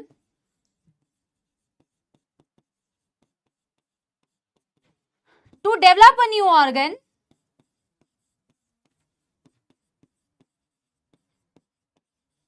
मतलब ज्यादा काम है घर में, बहुत ज्यादा काम है, झाड़ू भी लगाना है, पोछा भी लगाना है, बहुत ज्यादा काम हो गया, क्यों ना मैं 2 हाथ और डेवलप कर लेता हूँ, मेरी हेल्प हो जाएगी, है ना। अरे यार गाड़ी चलाते चलाते ट्रैफिक, बहुत ज्यादा ट्रैफिक हो रहा है, बहुत ज्यादा मौत आ रही है, एक काम करता हूँ यार, पंख ले आता हूँ, अपने उड़ के पहुंच जाऊंगा, है ना। एनवायरमेंट में बदलाव हुआ, उसने तुम्हें फोर्स किया कि भैया तुम अपना भी ऑर्गन डेवलप कर लो, है ना। डेवलप अ न्यू ऑर्गन और मॉडिफाई द एग्जिस्टिंग, ठीक है। अगला पॉइंट क्या था, यूज एंड डिसयूज। ये दोनों तो बहुत ही बकवास पॉइंट्स थे बेटा, बकवास। अब जो अगला पॉइंट था वो कहीं कहीं पे वैलिड होता है, बट ओवरऑल वैलिड नहीं होता, और वो पॉइंट आया इनके यूज और डिसयूज की थ्योरी से। इन्होंने कहा जिस ऑर्गन को जितना ज्यादा यूज किया जाएगा वो उतना ज्यादा अच्छा डेवलप करेगा, और जिस ऑर्गन को यूज नहीं करेंगे वो डेवलप नहीं करेगा, वो एक टाइम के बाद गायब हो जाएगा। और अगर मैं इसकी इनवैलिडिटी को देखूं, जैसे मैंने बोला ना ये दोनों बकवास है, ऐसे तो मैंने चाहा कि मेरे 4 दिमाग हो जाए, मैं सोचूं आ जाना चाहिए, है ना, तो आ जाएंगे क्या। मैं सोचूं मेरे 4 हाथ आ जाएंगे क्या, नहीं ना। मेरे पंख आ जाएंगे क्या, नहीं ना। इन्होंने ये भी कहा कि जिसको जितना ज्यादा यूज करोगे उतना ज्यादा डेवलप हो जाएगा। ऐसे तो बेटा मैं गले का बड़ा इस्तेमाल करती हूँ, है ना, बल्कि अगर मैं लगातार अपने गले का इस्तेमाल करूं, लगातार बोलती जाऊं, लगातार अपने वॉइस बॉक्स को छेड़ूं, तो मेरा वॉइस बॉक्स खराब हो जाएगा, अच्छा नहीं होगा। लगातार मैं अपनी आंखों का इस्तेमाल करूं टीवी देखने में, स्क्रीन को देखने में, तो मेरी आंखें डेवलप नहीं करेंगी, खराब हो जाएंगी रे, है ना, खराब हो जाएंगी, अच्छी नहीं होंगी। इनके अनुसार वो डेवलप हो जाती है, इनके अनुसार वो डेवलप हो जाती है, जिसको जितना ज्यादा यूज करोगे डेवलप हो जाती है। अब तुम कहोगे कि लेकिन मैम बॉडी बिल्ड करने के लिए अगर मैं मसल्स को यूज करूं, जितना ज्यादा मैं यूज करूंगी उतनी ज्यादा मसल्स बिल्ड हो जाती हैं। ये बात बिल्कुल सही है। तो मैंने बोला कि कहीं कहीं पे ये वाली बात सही हो जाती है, लेकिन ओवरऑल ये पॉइंट सही नहीं है। किसी किसी चीज पे ये एप्लीकेबल है कि यार यस मैंने जिम किया तो मेरे मसल्स डेवलप हो गए, क्योंकि मैंने उसको ज्यादा यूज किया, राइट। मैंने किसी चीज को इस्तेमाल नहीं किया, जैसे कि आपने, मैं एक बार ना चैट्स ऑन कर रही हूं जस्ट टू आस्क यू, जैसे आपने वेस्टिजियल ऑर्गन सुने होंगे बेटा, वेस्टिजियल ऑर्गन्स क्या होते हैं ये वेस्टिजियल ऑर्गन्स, जो अभी तुम्हारे काम के नहीं है, लुप्त, अभी तुम्हारे किसी काम के नहीं है। जैसे आप पढ़ते हो nictitating membrane, coccygeal tail bone, wisdom tooth, पढ़ते हो कि नहीं। एक तो चैट्स बेटा जब ऑन करो तब ऑन होते नहीं है। हाँ यस, दिमाग का भी इस्तेमाल करो, हाथ में लेके घूमना फिर। हाँ, अपेंडिक्स के बारे में पढ़ते हो। वेस्टिजियल ऑर्गन्स की भी जो पॉइंट है ना, वो इसकी पॉइंट को थोड़ा सा वैलिडेट करती है कि हाँ यार देखो उसका इस्तेमाल नहीं कर रहे हैं तो वो लुप्त होती जा रही है। स्नेक्स में वो क्या बोलते हैं, लिम्स नहीं होते, लुप्त होती जा रही है, क्योंकि यूज नहीं कर रहे हो तो लुप्त हो गई। वेस्टिजियल ऑर्गन्स कहीं ना कहीं थोड़ा सा सपोर्ट कर रही है, but this is not for all, ये सारी चीजों पे एप्लीकेबल नहीं होता। और इससे भी ज्यादा बकवास बात इन्होंने क्या की थी देखो, एक तो ये चलो फिर भी कहीं कहीं पे एप्लीकेबल था, यूज एंड डिसयूज वाली बात। पहले इसको लिखते हैं फिर अगली वाली बात बताती हूं, ठीक है ना। यस यस, देखो number 3, change in environment, develop या modify existing organ, the more, अगले पेज में लिखती हूं बेटा, यहां जगह नहीं है ना। आई होप तुमने यहां तक नोट कर लिया होगा, यहां तक नोट कर लिया होगा। यस, देखो number 4, the more we use an organ, the more it develops, the less we use, the less we use an organ it disappears. इसका इन्होंने इसी बात पर तो इन्होंने इस कहानी को, इस थ्योरी को बोला यूज एंड डिसयूज की थ्योरी. यूज एंड डिसयूज की थ्योरी. इन्होंने इसको कैसे कैसे एग्जाम्पल से बेटा सपोर्ट किया, अभी मैं आपको बताती हूं. और नंबर 3 पॉइंट है यार, ये नंबर 4 नहीं है, सॉरी, नंबर 3. और लास्ट पॉइंट इन्होंने क्या कहा, फिर मैं आपको एक्सपेरिमेंट, मतलब इन्होंने जो एग्जाम्पल्स दिए उसको भी मैं आपको बताती हूँ. हाँ, मैं यहाँ पे एक छोटा सा नोट डाल के ये लिख सकती हूँ कि वेस्टिजियल ऑर्गन की कहानी कहीं ना कहीं इसको सपोर्ट कर रही है कि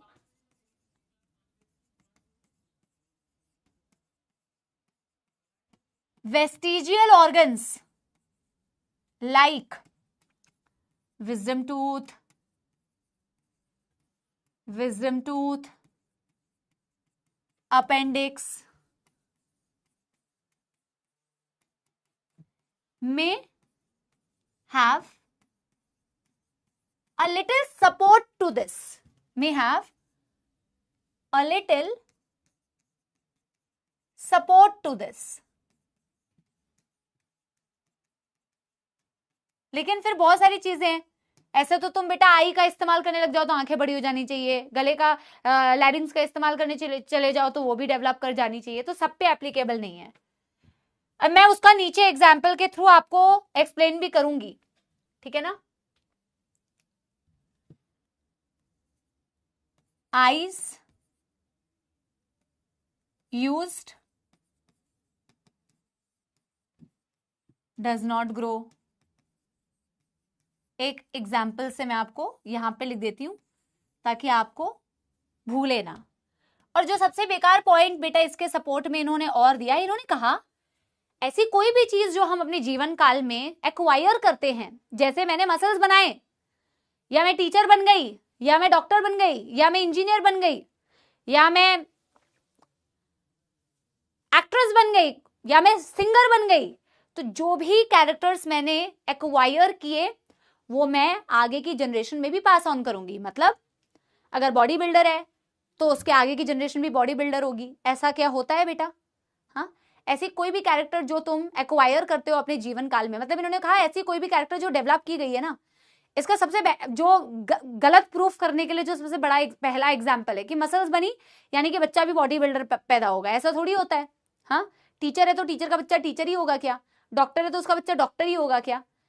इससे इन्होंने बोला कि सिर्फ एक्वायर नहीं करते बल्कि आगे की जनरेशन में पास ऑन भी कर देते हैं, जिस वजह से इसकी थ्योरी को कहा भी जाता है theory of inheritance of acquired characters.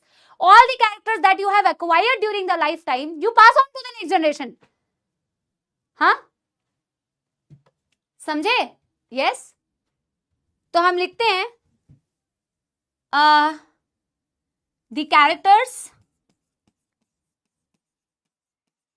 Characters acquired during the lifetime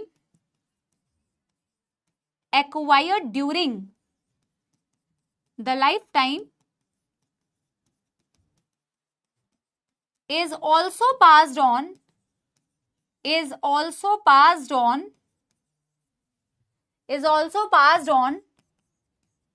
to the next generation. ऐसा कतई नहीं होता है बेटा.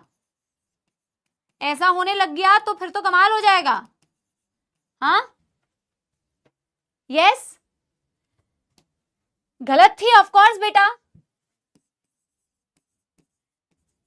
Body builder child, not body builder.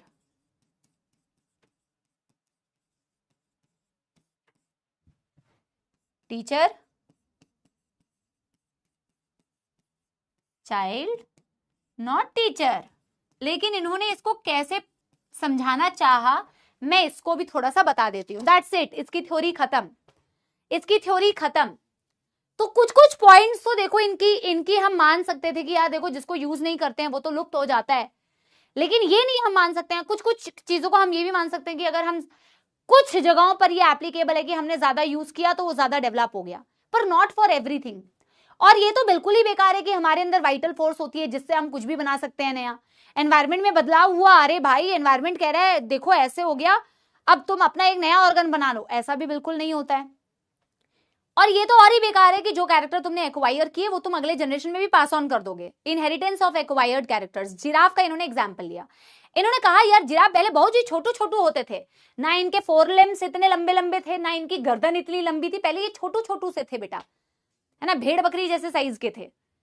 तो घास चरते थे, ये सिर्फ घास खाते थे, नीचे नीचे जो घास थी, घास खत्म हो गई तो इन्होंने कहा कि फिर इनको खाना था, खाना तो पड़ेगा, जीना है तो खाना है तो जीना है। तो इन्होंने कहा कि यार पेड़ पे पत्ते खाने हैं इनको अब। तो अब इनको अगर पेड़ के पत्ते खाने थे तो अब ये इतनी छोटी गर्दन छोटे 4 लिम्स के साथ नहीं खा सकते। तो इन्होंने कहा कि ओवर टाइम एनवायरमेंट में चेंज हुआ। एनवायरमेंट में चेंज क्या हुआ, घास खत्म हो गए, लंबे लंबे पेड़ थे, ये एनवायरमेंट का चेंज था। इसने इसको फोर्स किया कि तुम अपनी गर्दन को लंबी कर लो। तो इन्होंने कहा कि इन्होंने गर्दन उचकाई, हाथ से इसको पकड़ने की कोशिश की, तो इनके जो थे बेटा 4 लिम्स लंबे होते गए और इनकी गर्दन भी लंबी होती गई। और सिर्फ लंबी हुई नहीं बल्कि इस कैरेक्टर को इन्होंने आगे की जनरेशन में भी पास ऑन किया। और अभी हमने ये सारे पॉइंट्स पढ़ लिए कि ऐसा बिल्कुल भी नहीं होता है। विजमैन नाम के एक व्यक्ति थे जिसकी डिस्कशन एनसीईआरटी ने नहीं की है, बट हम उसकी एक लाइन जरूर लिखेंगे। उन्होंने कहा कि ये जो भाई साहब बात कर रहे हैं theory of inheritance of acquired characters, बिल्कुल ही गलत बात कह रहे हैं। इन्होंने कहा, विजमैन ने क्या कहा वो बाद में बताती हूं, पहले इनके पॉइंट्स को लिखूं। यस, एक थम्स अप दे दो। तो बेटा ये लास्ट बेटा जिराफ वाला एग्जांपल मैं लिख लेती हूं, फिर खत्म हो जाएगी लेमार्क की थ्योरी खत्म।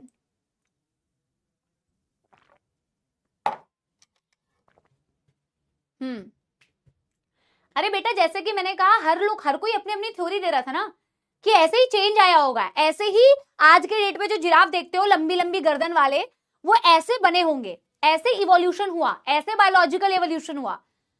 सबने अपनी अपनी कहानी दी ना बेटा, फिर जिसकी कहानी सबसे ज्यादा एक्सेप्टेबल लगी, जिन्होंने ज्यादा प्रूफ्स दिखाए, वो हम मानते हैं, है ना। अभी मैं डार्विन की भी बात करूंगी, तुम्हें तो सिर्फ डार्विन जी का नाम पता होगा, पर तुम आज देख के हैरान हो जाओगे कि एक व्यक्ति थे उनके साथ कितना गलत हुआ था बेटा जीवन में, है ना।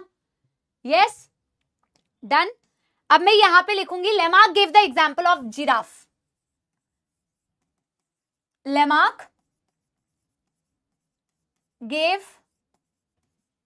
example of giraffe to support his theory. To support his theory. Says, he says giraffe developed longer neck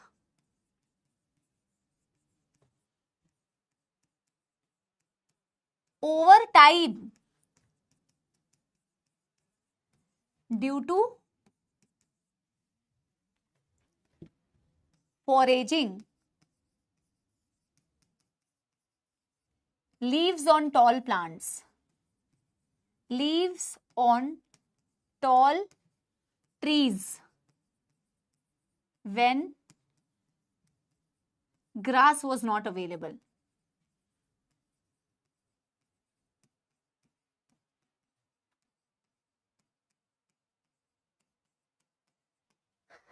ठीक है, यस। एक ड्राइंग भी बेटा बनाई जाती है, मेरे पास ड्राइंग नहीं है तो तुम इसको फटाफट से बना लो। मतलब पहले इन्होंने कहा कि जिराफ की गर्दन इतनी छोटी सी थी,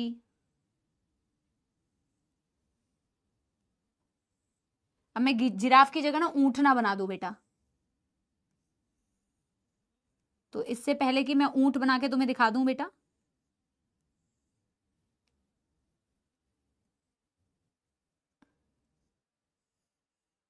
तुम फटाफट से इसे नोट कर लो। तो पहले इन्होंने कहा इनकी गर्दन ऐसी थी, फिर उन्होंने कहा इसका इन्होंने काफी इस्तेमाल किया, थोड़ी सी लंबी गर्दन हुई,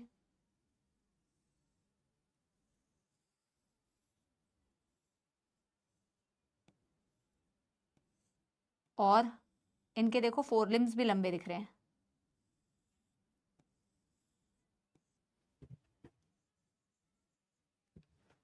ओ my god, not bad, dear लग रहा है। चलो बस बेटा, इसकी ड्राइंग की कोई जरूरत नहीं है, जल्दी जल्दी लिखो। लिख लिया है तो एक थम्स अप दे दो। तुम्हें बनाने की बिल्कुल भी जरूरत नहीं है, ये मैंने सिर्फ बेटा ज्यादा कलाकारी करने के लिए बना दिया। You don't need to make it, okay.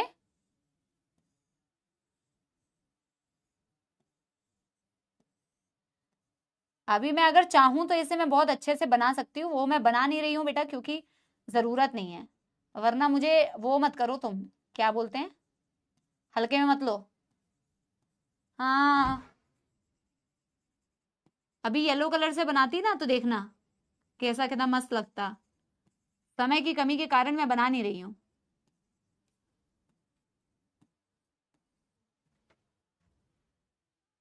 Dinosaur, तुमने बड़ा डायनासोर देखा है? हाँ देखते ही हो, अपनी शक्ल तो बेटा हर दिन देखते ही हो तुम। ओ सॉरी, तुम डायनासोर थोड़ी हो, तुम तो कुछ और हो ना। खैर बेटा, इस तरीके से इन्होंने कहा कि इनकी गर्दन लंबी हुई होगी, ठीक है ना। थोड़ा सा तो मैंने दिखाई ही दिया है, जिराफ तो लग रहा है, इतना भी कोई गंदा जिराफ नहीं लग रहा। Done done done. अब बेटा देखो, मैं तुम्हें बताती हूं, विजमैन की थ्योरी ने कहा कि ऐसा बिल्कुल भी नहीं होता इनहेरिटेंस ऑफ एक्वायर्ड कैरेक्टर, की जो कैरेक्टर हम एक्वायर करते हैं अपने जीवन काल में वो हम अगले जनरेशन तक पास कर देते हैं। अब उन्होंने कैसे इस चीज को डिस्प्रूव किया बेटा, देखो इन्होंने कहा कि इन्होंने एक एक्सपेरिमेंट किया विजमैन ने। इन्होंने कहा देखो, बॉडी के अंदर ना दो प्रकार की सेल्स होती है। अब तो आप सबको पता है, हम सबको पता है, पर पहले के टाइम पे ये बात बोलना was a very big deal. इन्होंने कहा सोमैटिक सेल्स होते हैं और कुछ जर्म सेल्स होते हैं। आपकी सोमैटिक सेल्स होती है नॉर्मल बेटा, आपकी स्किन की सेल्स हो गई, आपकी कोई भी बेटा आईज की, आपकी नॉर्मल बॉडी की जो सेल्स हो गई, सोमैटिक सेल्स हो गई, और कुछ गैमीट जर्म सेल्स, है ना।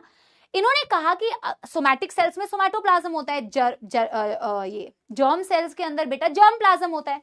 इन्होंने कहा अगर कोई भी बदलाव जर्म प्लाज्म में आता है तो वो जर्म प्लाज्म का चेंज अगली जनरेशन में पास ऑन होगा। अगर कोई भी चेंज सोमैटोप्लाज्म में आता है, यानी कि सोमैटिक सेल्स में आता है, तो वो अगली जनरेशन में पास ऑन नहीं होता। ऐसा इन्होंने प्रूव भी किया कि इन्होंने माइस की टेल काटी, दो माइस लिए या एक माइस लिया, मान लो माइस की टेल, दो माइस लिए, एक मेल फीमेल, माइस की टेल काट दी। इन्होंने इनको रिप्रोड्यूस कराया, बच्चे पैदा करे। इन्होंने देखा कि यार बच्चे में तो टेल आ रहा है। फिर इन्होंने उनकी टेल काट दी, उसकी टेल का उन्होंने इस्तेमाल नहीं किया ना पूरे लाइफ टाइम। फिर उनको रिप्रोड्यूस कराया, फिर देखा अगली जनरेशन में फिर से टेल आ रहा है।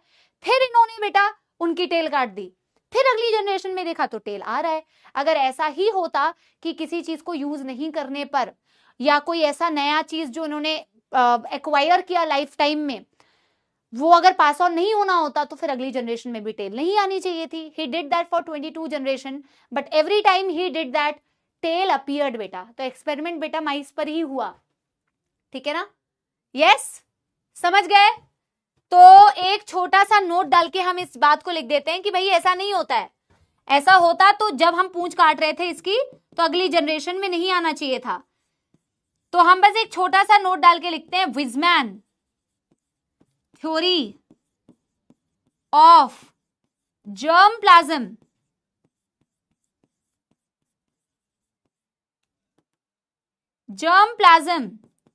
disproved the theory of inheritance of acquired character, theory of inheritance of acquired character,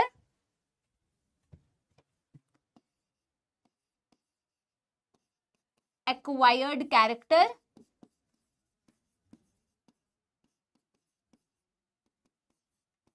he cut the tail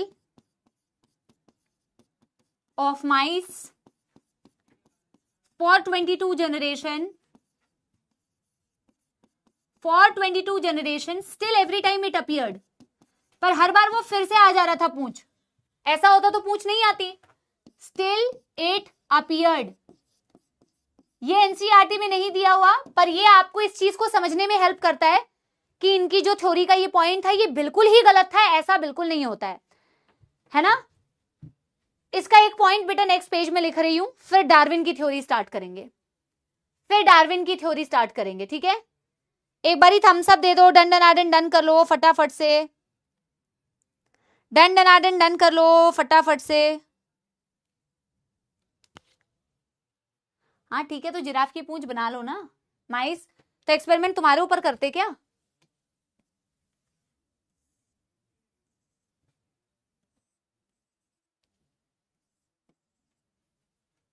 ठीक है, पॉइंट्स याद रखने हैं। मैं डार्विन के पॉइंट को बेटा पहले एनसीईआरटी से रीड करा दूंगी, और हम लास्ट में बस एक पॉइंट और लिखेंगे कि देखो इन्होंने, विजमैन ने कहा कि सोमैटिक सेल्स होते हैं, जर्म सेल्स होते हैं, जर्म सेल में बदलाव आएगा तो अगली जनरेशन में जाएगा, सोमैटिक सेल में बदलाव आएगा तो अगली जनरेशन में नहीं जाएगा। बेटा इस थ्योरी में कोई समस्या तो नहीं, सारे पॉइंट्स हमने क्लियर कर लिए हैं, ठीक है ना। विजमैन की ही पॉइंट में मैं लिख रही हूं कि टू टाइप ऑफ सेल्स बेटा, एक होती है हमारी सोमैटिक सेल्स, इनमें चेंज हुआ तो कोई भी बेटा आपको आगे की जनरेशन में नहीं दिखेगा चेंज, और एक होती है जर्म प्लाज्म, जर्म सेल में जो होती है। तो हम यहां पे बस यही पॉइंट लिख रहे हैं, any change in germ plasm, any change in germ plasm pass to the next generation, not in somatoplasm, pass to next generation, not in the somatic cells beta, that's it। Somatic cells में ऐसा कुछ नहीं होगा। NCERT की reading करते हैं फटाफट से, लेमार्क की थ्योरी जहां दी हुई है, और फिर डार्विन की थ्योरी स्टार्ट करेंगे। बहुत ही छोटा सा एक पैराग्राफ दिया हुआ है, इसकी फटाफट से रीडिंग करेंगे बेटा। एनसीईआरटी खोलो जल्दी जल्दी बेटा, साथ के साथ एनसीईआरटी की रीडिंग करेंगे, ठीक है ना।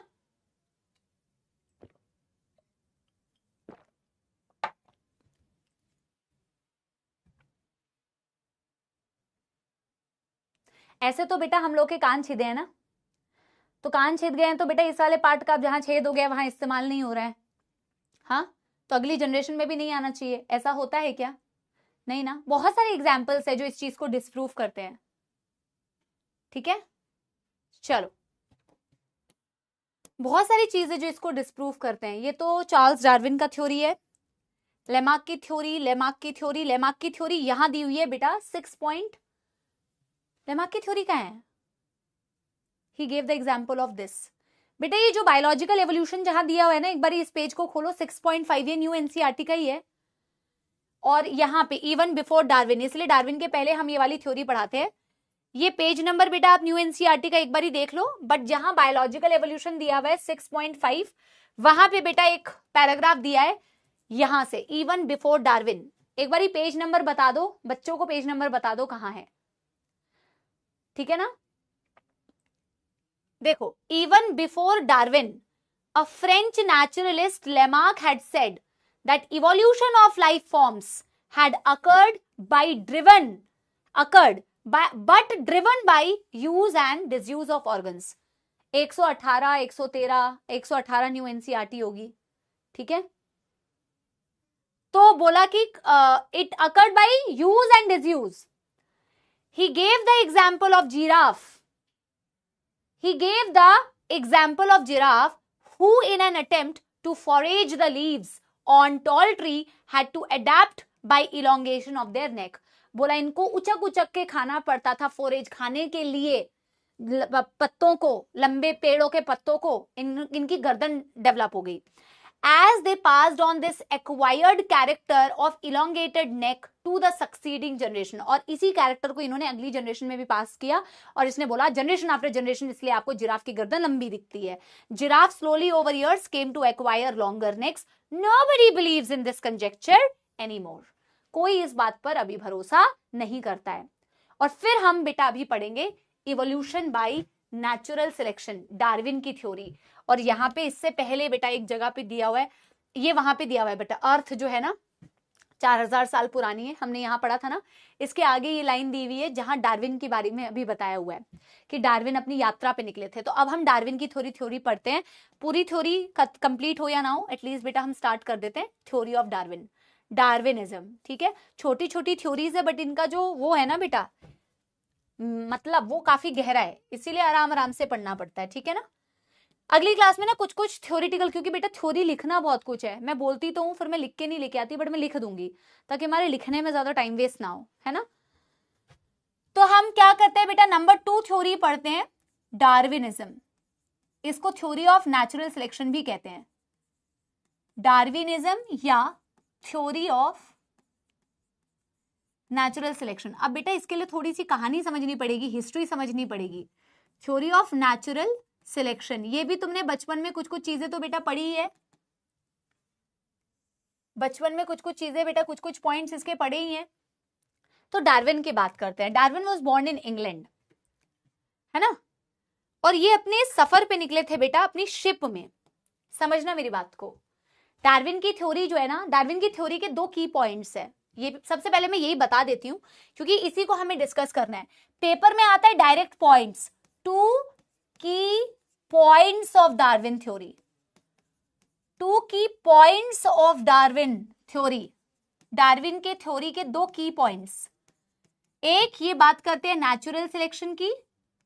डायरेक्ट क्वेश्चन आता है व्हाट आर द 2 की कॉन्सेप्ट्स, की पॉइंट्स या व्हाट आर द 2 की कॉन्सेप्ट्स। तो एक उनका है key concept natural selection, natural selection, and number 2 है बेटा ब्रांचिंग डिसेंट। अभी मैं समझाऊंगी, वेट करना। Branching decent,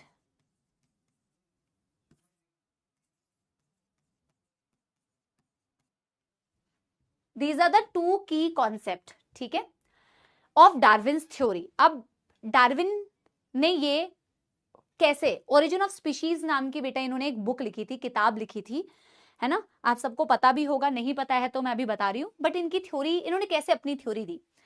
so he went on a journey, ये एक जर्नी पे निकले थे, बहुत ट्रैवल करते थे ये अलग अलग जगहों पे, south America, south Africa, Australia, अलग अलग जगहों पे यात्रा करते थे, ऑब्जर्व करना चाहते थे। ही वॉज फ्रॉम इंग्लैंड, है ना, he was a naturalist from England, है ना। उस टाइम पे इंग्लैंड बहुत स्ट्रांग था, डोमिनेट करता था बाकी सारी जगहों पे, आप सब अवेयर हैं, बहुत ही वैसे स्ट्रांग था। अब ये पॉइंट में स्ट्रांग था क्यों बोल रही हूँ इंग्लैंड का, अभी आप आगे समझोगे। तो डार्विन अपनी सफर पे निकले एक शिप में, HMS बीगल, ये इनकी शिप का नाम था, HMS बीगल, हर मैजेस्टी शिप। इस शिप पे वो बेटा अपनी वॉयज पे निकले, अपनी यात्रा पे निकले। और सबसे फेमस जिसका डिस्कशन होता है, he went to Galapagos island. कहां गए बेटा ये, गैलापेगोस आइलैंड। गैलापेगोस आइलैंड कहां है, एक बार यहां देखो बेटा डायग्राम में, मैं डायग्राम क्या है, एक मैप लेके आई हूं। तो 2 लोगों की मुझे बात करनी है, एक डार्विन और एक अल्फ्रेड रसल वॉलेस, दोनों की बात करनी है। डिस्कशन तो बेटा सिर्फ, आपने तो वॉलेस का शायद नाम भी नहीं सुना होगा क्योंकि सारा क्रेडिट जो है डार्विन ले गए। तो ये गैलापेगोस आइलैंड आपको नजर आ रहे हैं, गैलापेगोस आइलैंड यहाँ है कहीं, यहाँ कहाँ बेटा, ये साउथ अमेरिका दिख रहा है आपको, तो साउथ अमेरिका के इस साइड में आपको गैलापेगोस आइलैंड दिख रहा है, which is in Pacific ocean. तो द ग्रुप ऑफ आइलैंड्स जो आपको पैसिफिक ओशन में दिखते हैं, दैट इज गैलापेगोस आइलैंड। हम इसी यात्रा की बात करेंगे जहां डार्विन गए थे। डार्विन जाके वहां क्या कर रहे थे बेटा, जहां पे भी वो जाते थे वो वहां की फ्लोरा और फौना को ऑब्जर्व करते थे। तो गैलापेगोस आइलैंड में भी वो काफी चौकन्ने वो हो गए, वो रह गए, क्या बोलते हैं उसको, सरप्राइज हो गए इतनी वहां की डाइवर्सिटी को देख के। जायंट टॉर्टोइस, टर्टल्स, ये सारी चीजें बेटा उनको बड़ी वैरायटी ऑफ स्पीशीज वहां दिखी। आगे मैं एक बर्ड का भी डिस्कशन करूंगी जिसका नाम पड़ गया था डार्विन फिंच। तो बहुत सारी वैरायटी, बहुत सारी बायोडाइवर्सिटी क्रिएचर्स को उन्होंने गैलापेगोस आइलैंड में ऑब्जर्व किया था, ठीक है ना। और उनकी सारी जो ऑब्जर्वेशन थी उनकी यात्रा के दौरान, उसी पर बेस्ड उनकी जो थ्योरी थी नेचुरल सिलेक्शन की वो आई, लेकिन वो ऐसे नहीं आई। सिमिलर टाइम पे जब बेटा चार्ल्स डार्विन अपनी यात्रा पे HMS बीगल में गैलापेगोस आइलैंड में गए थे, एट द सेम टाइम बेटा मलाई आर्कीपेलागो पे भी, वेयर इज दिस मलाई आर्कीपेलागो आइलैंड्स, ये आपको दिख रहा है बेटा, अभी आपको दिख रहा है, तो ये कहां है, ये it is somewhere in the Indian ocean, Indian Pacific ocean में भी बोलते हो, है ना। तो ये जो आपको रेड कलर से बेटा चीज दिख रही है, ये इंडिया का मैप है, देखो ये इंडिया है ना, ये दिख रहा है ऑस्ट्रेलिया। तो एशिया और ऑस्ट्रेलिया के बीच में कहीं पे आपको मलय आर्कीपेलागो दिखता है, और मलय आर्कीपेलागो में कौन गए थे अपने ट्रैवल में, अल्फ्रेड रसल वॉलेस। तो वॉलेस जी का तो जिक्र ही कहीं नहीं होता है, लेकिन at the same time Wallace was also बेटा observing the biodiversity, flora and fauna. And चौंकाने वाली बात यह है कि जो पॉइंट्स आप डार्विन की थ्योरी में पढ़ते हैं, एक्चुअल में वॉलेस भी सेम टाइम पे बिल्कुल वैसा ही रिसर्च कर रहे थे।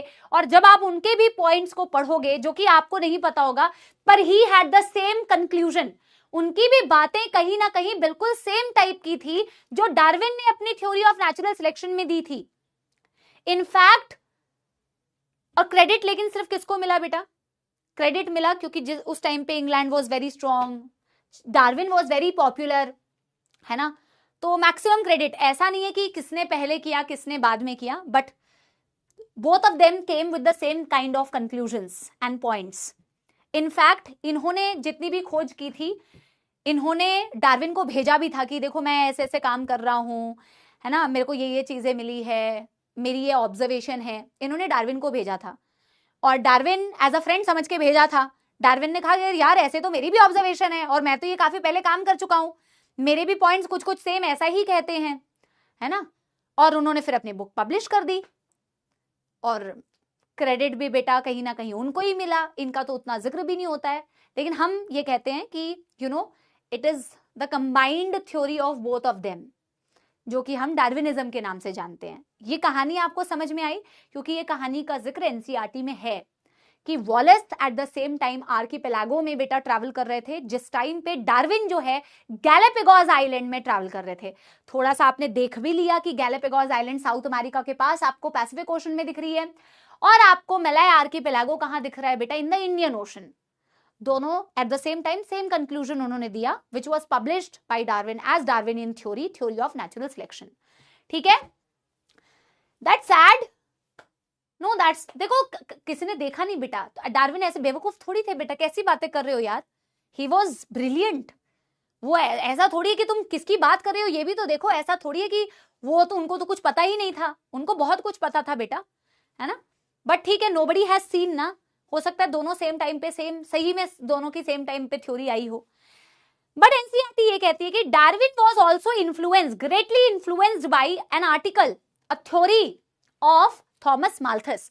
वो बहुत सारी वो पढ़ाई लिखाई करते थे बेटा, अनलाइक यू, तो उन्होंने आर्टिकल पढ़े थे पॉपुलेशन थ्योरी पर, जो थॉमस माल्थस की पॉपुलेशन थ्योरी थी, और कहीं ना कहीं वो उससे भी इन्फ्लुएंस थे, और उनकी पॉपुलेशन थ्योरी को पढ़ के, उनकी चीजों को समझ के फिर कहीं ना कहीं उन्होंने अपनी थ्योरी को बनाया। तो हम जितनी भी कहानी मैंने तुम्हें बताई, पहले इसको थोड़ा थोड़ा लिख लेते हैं क्योंकि सब एनसीईआरटी में दिया हुआ है।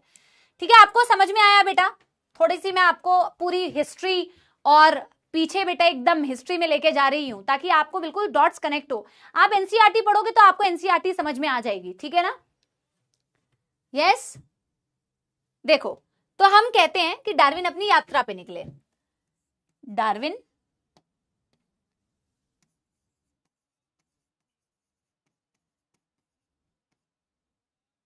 born in England,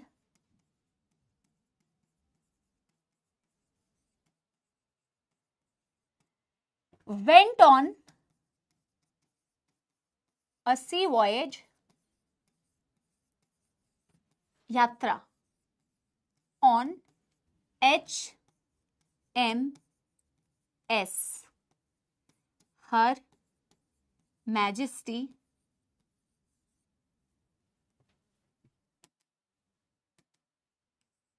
अरे यार, Her Majesty ship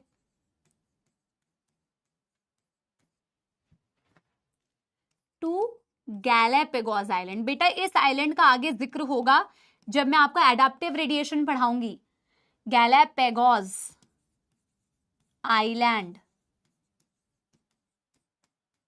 located in Pacific Ocean, located in Pacific Ocean। अब यहां पे लिखते हैं at the same time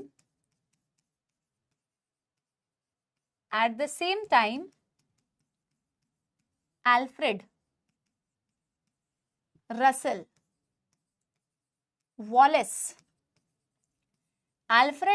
Wallace traveled to Malay archipelago आज के डेट में इंडोनेशिया है। इंडोनेशिया आइलैंड का नाम याद करना है, ऑफकोर्स याद करना है, ये एनसीईआरटी में दिया हुआ है। क्या दिक्कत है? गैलापेगोस तो बेटा करोड़ों बार पढ़ना है तुम्हें, गैलापेगोस में क्या दिक्कत है? हाँ, गैलापेगोस मलय आर्किपेलागो 5 बार बोलो, Galapagos Malay archipelago, Galapagos Malay archipelago, क्या दिक्कत है? 5 बार बोलोगे तो याद हो जाएगा। मलय आर्किपेलागो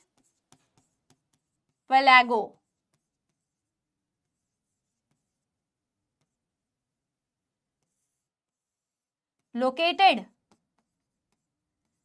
अरे तुम्हें तो मैंने इतने अच्छे से डायग्राम से दिखा भी दिया मैप में, ताकि तुम्हें फील आए थोड़ी सी, वरना तो बेटा फिर डायरेक्ट में सेंटेंसेस में लिखा देती। अब तुमने देख तो लिया, अमेरिका साउथ अमेरिका के पास है और ये एशिया और ऑस्ट्रेलिया के बीच में है आर्किपेलागो, तो थोड़ा सा तुम्हें रिलेट भी करेगा, भूलोगे नहीं यार।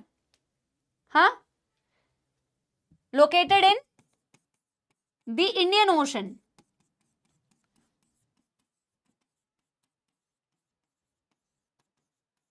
Both came up with the same, ऐसे लिखते हैं हम, ऐसे लिखते हैं हम, both came up with similar conclusions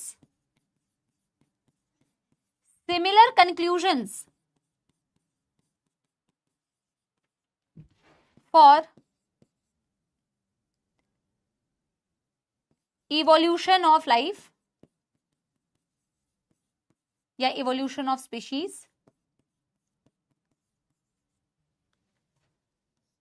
Darwin published, of course बेटा उनका ज्यादा दबदबा था, उनका ज्यादा बोलबाला था, तो डार्विन की ही नाम से जाना जाता है। फिर Darwin published a book origin of species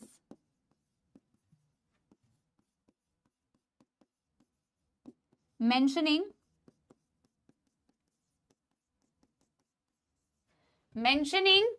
this बेटा, theory of natural selection, mentioning theory of natural selection. यहां तक फटाफट से डन कर लो बेटा, जिसे आज हम मतलब जिसे हम अभी जानते हैं एज डार्विनियन थ्योरी, ठीक है ना। ये ग्रेटली इन्फ्लुएंस्ड थे by Thomas Malthus population theory, यानी इन्होंने थॉमस माल्थस की भी बेटा एक पॉपुलेशन थ्योरी का आर्टिकल पढ़ा, तो पॉपुलेशन थ्योरी का जो आर्टिकल पढ़ा, इनके भी कहीं ना कहीं तुम्हें इसके जो डार्विन की थ्योरी में उसके कुछ पॉइंट्स नजर आते हैं। तो अभी मैं तुम्हें थॉमस माल्थस की थोड़ी सी पॉपुलेशन थ्योरी के बारे में बताती हूँ, और उसी के पॉइंट्स कहीं ना कहीं तुम्हें देखना डार्विन की थ्योरी में रिफ्लेक्ट होते हुए दिखेंगे, ठीक है ना। यस, कई लोग इनको भी मानते हैं बेटा, ऐसा नहीं है। इनका नाम कहां से आया? क्योंकि डेफिनेटली इन्होंने भी बेटा कुछ ना कुछ बेटा कहा ही होगा, सिमिलर टाइप की चीज कही होगी, तभी इनका भी जिक्र होता है, आपकी किताब में भी लिखा हुआ है, जिक्र होता है, ठीक है ना। यस,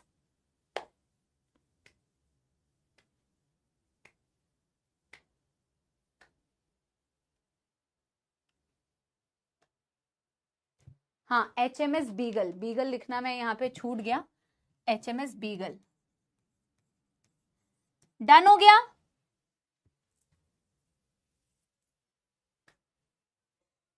HMS का फुल फॉर्म लिख तो दिया नलायकों। अब देखो तुम अपने लाइफ से भी रिलेट कर पाओगे, लेकिन आज तो मुझे लगता है पॉपुलेशन थ्योरी हो पाएगी, डार्विन की थ्योरी के पॉइंट्स हम अगले दिन कंटिन्यू करेंगे, कोई दिक्कत नहीं है। पहले आप इस पॉपुलेशन थ्योरी के बारे में लिखिए। अब मैं बोल रही हूँ ना, आप एनसीईआरटी कुछ इस तरीके से दी हुई है कि एनसीईआरटी के पॉइंट्स को ढूंढ पाना बड़ा मुश्किल है कि एनसीईआरटी ने कहां पे ये बात दी हुई है, तो मिक्स एंड मैच करके बेटा, तो एनसीईआरटी लास्ट में जब वन गो में रीड करोगे तो तुम्हें समझ में आ जाएगी, बट ऐसे बहुत टॉपिक बिखरे हुए हैं, ठीक है। तो मैं ये कह रही हूं कि Darwin was greatly influenced by, Darwin was greatly influenced by population theory. पूछते हैं पॉपुलेशन थ्योरी किसकी थी? Influenced by population theory. Population theory किसकी है? Thomas Malthus, by Thomas Malthus. कुछ इसके पॉइंट्स देख लेते हैं। यस, टेस्ट में कहां तक आएगा बेटा? टेस्ट में आपके दिया हुआ है ना, जहां दिया होता है सिलेबस बेटा, वहां से देख लीजिए। मुझे भी नहीं पता टेस्ट में कहां तक आएगा, टेस्ट तो बहुत पहले डिसाइड हो जाता है ना बेटा, हम तो बहुत पहले ही बता देते हैं। ठीक है, देखो थॉमस माल्थस की थ्योरी क्या कहती है, पॉपुलेशन की थ्योरी। इन्होंने कहा कि पॉपुलेशन के पास कैपेबिलिटी होती है, ये डार्विन भी कहेंगे, अभी देखना, डार्विन ने भी ओवर पॉपुलेशन की बात कही थी। तो पॉपुलेशन थ्योरी में भी कुछ ऐसा था कि पॉपुलेशन के पास कैपेबिलिटी होती है कि वो एक्सपोनेंशियली ग्रो करे, अगर, लेकिन करती नहीं है पॉपुलेशन। आप खुद सोच के देखो, पॉपुलेशन के पास कैपेबिलिटी है कि वो एक्सपोनेंशियली ग्रो कर जाए, लेकिन ऐसा वो कर नहीं पाती है। ऐसा वो इसलिए नहीं कर पाती है क्योंकि रिसोर्सेस लिमिटेड है। अगर मैं किसी बैक्टीरिया को एक ऐसे कल्चर मीडियम में डालूं जहां मैं कल्चर मीडियम, न्यूट्रिएंट मीडियम बेटा कंटिन्यूअसली ऐड करती जाऊं, ऐड करती जाऊं, ऐड करती जाऊं, ऐड करती जाऊं, तो बैक्टीरिया ग्रो करता जाएगा, ग्रो करता जाएगा, ग्रो करता जाएगा, डिवाइड करता जाएगा, डिवाइड करता जाएगा। लेकिन यूजुअली नेचर में ऐसा नहीं होता।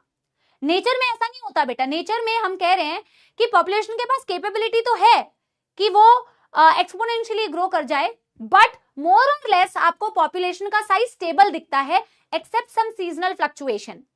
एक्सेप्ट सब सीजनल फ्लक्चुएशन आपको मोर और लेस पॉपुलेशन का साइज स्टेबल दिखता है। What is seasonal fluctuation? किसी सीजन में कोई कीड़े मकोड़े, कोई पर्टिकुलर स्पीशीज ज्यादा दिख रही है, जहां जब जिसका ब्रीडिंग सीजन है। कभी तुम्हें मच्छर ज्यादा दिखने लगते हैं बेटा, अभी तुम दिवाली में देखना, दिवाली में कुछ स्पेसिफिक टाइप के बेटा कीड़े होते हैं, दिवाली में कुछ बेटा स्पेसिफिक टाइप के कीड़े होते हैं, वो तुम्हें ज्यादा दिखेंगे, नजर आएंगे, है ना। तो किसी किसी, जैसे जब सरसों की खेती होती है तो बेटा उस टाइम पे कुछ इंसेक्ट्स होते हैं जो ज्यादा दिखते हैं, लेकिन इसका मतलब ये थोड़ी है कि उसके बाद तुम्हें वही नजर आएंगे, वही भर गए, उनकी पॉपुलेशन ज्यादा दिख गई, नहीं ना, फिर वो नॉर्मल हो जाते हैं। तो बोला कि पॉपुलेशन के पास कैपेबिलिटी है कि एक्सपोनेंशियली वो ग्रो करे, बट मोर और लेस पॉपुलेशन का साइज स्टेबल होता है, एक्सेप्ट सम सीजनल फ्लक्चुएशन, जहां कुछ ऊपर नीचे तुम्हें दिख सकता है, बिकॉज रिसोर्सेस आर लिमिटेड। जब रिसोर्सेस लिमिटेड होते हैं तो आप चाह के भी बेटा क्या ओवर रिप्रोड्यूस कर ही नहीं पाओगे। ठीक है ना, ये पॉपुलेशन थ्योरी के पॉइंट्स थे कि आपस में कंपटीशन होगा, और इन्हीं कुछ पॉइंट्स, वैसे तो पूरी बेटा किताब है, आर्टिकल है, इसी से कुछ इन्फ्लुएंस होके डार्विन के हम पॉइंट्स को पढ़ेंगे। पॉपुलेशन थ्योरी बहुत ज्यादा एनसीईआरटी में दी नहीं हुई है, थोड़े पॉइंट्स हम यही वाले लिखते हैं, और फिर हम लिखेंगे डार्विन ने फिर अपनी थ्योरी क्या दी। डार्विन भी यही कहते थे कि ओवर पॉपुलेशन होने के चांसेस हैं सबके पास, ठीक है, पर ऐसा होता क्यों नहीं है, और फिर उन्होंने पूरी कहानी दी। ठीक है ना, तो हम यहां पे लिखते हैं कि पॉपुलेशन थ्योरी में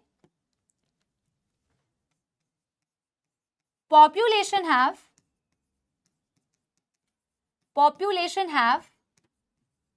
a tendency,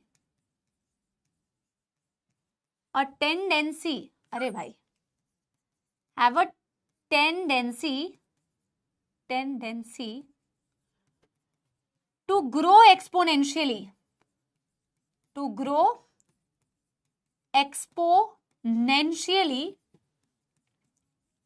but population size is stable, more or less, except seasonal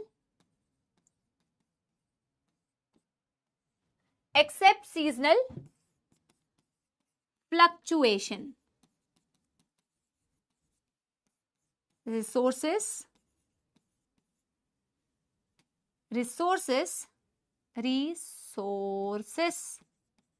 are limited.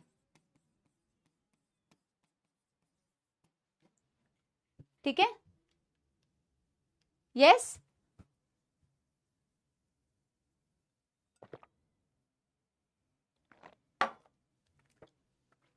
हम सब में वेरिएशंस होती हैं बेटा। अब मैंने डायरेक्ट आपको क्योंकि ना इसके पॉइंट्स, पॉपुलेशन थ्योरी के कुछ पॉइंट्स आपको नेचुरल सिलेक्शन की थ्योरी से सिमिलर दिखते हैं, तो मैंने यहाँ पे ऐड नहीं करी उन पॉइंट्स को, डायरेक्ट हम लिखते हैं कि पॉपुलेशन थ्योरी के उन्होंने काफी सारे पॉइंट्स देखे। ऑफ कोर्स रिसोर्सेस लिमिटेड है तो कंपटीशन होगा, आपको अभी ये नेचुरल सिलेक्शन की थ्योरी में दिखेगा।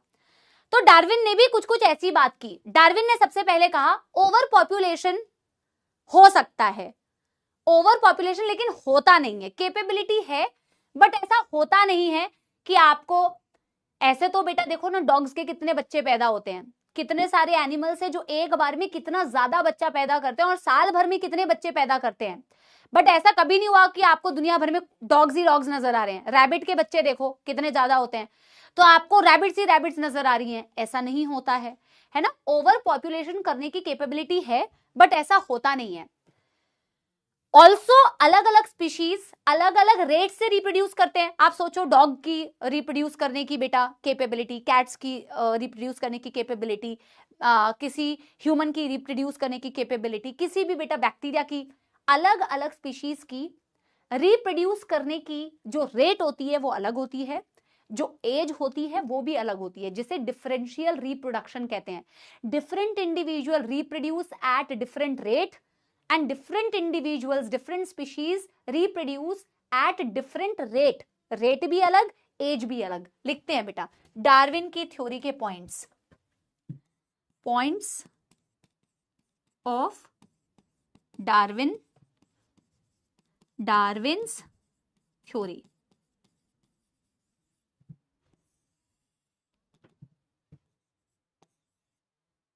ओवर प्रोडक्शन या population.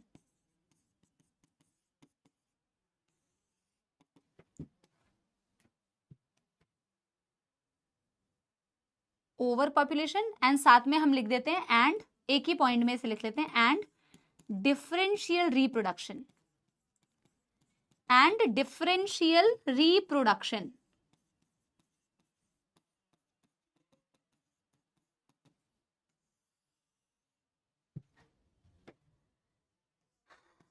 There is a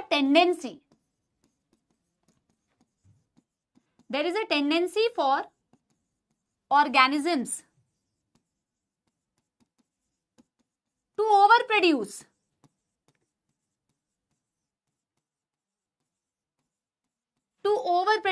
For example बेटा dogs एक बार में फॉर एग्जाम्पल 5-6 पपीज एक साथ में देख सकते हैं जब वो रिप्रोड्यूस करते हैं,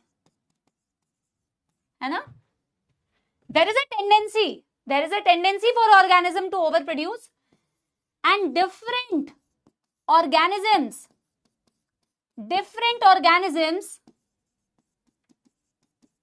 reproduce at different age and different rate। सारे अगर आप इंडिविजुअल्स को देखोगे तो वो डिफरेंट रेट से और डिफरेंट एज से रिप्रोड्यूस करते हैं। बेटा 2-3 पॉइंट्स और लिख लेते हैं फिर आपकी छुट्टी कर देते हैं, ठीक है। डन कर लो, 2-3 पॉइंट्स और कर लेते हैं फिर छुट्टी कर देंगे, ठीक है। यहां तक कर लोगे तो एक थम्स अप दे देना यार, एसी बहुत गर्मी हो रही है।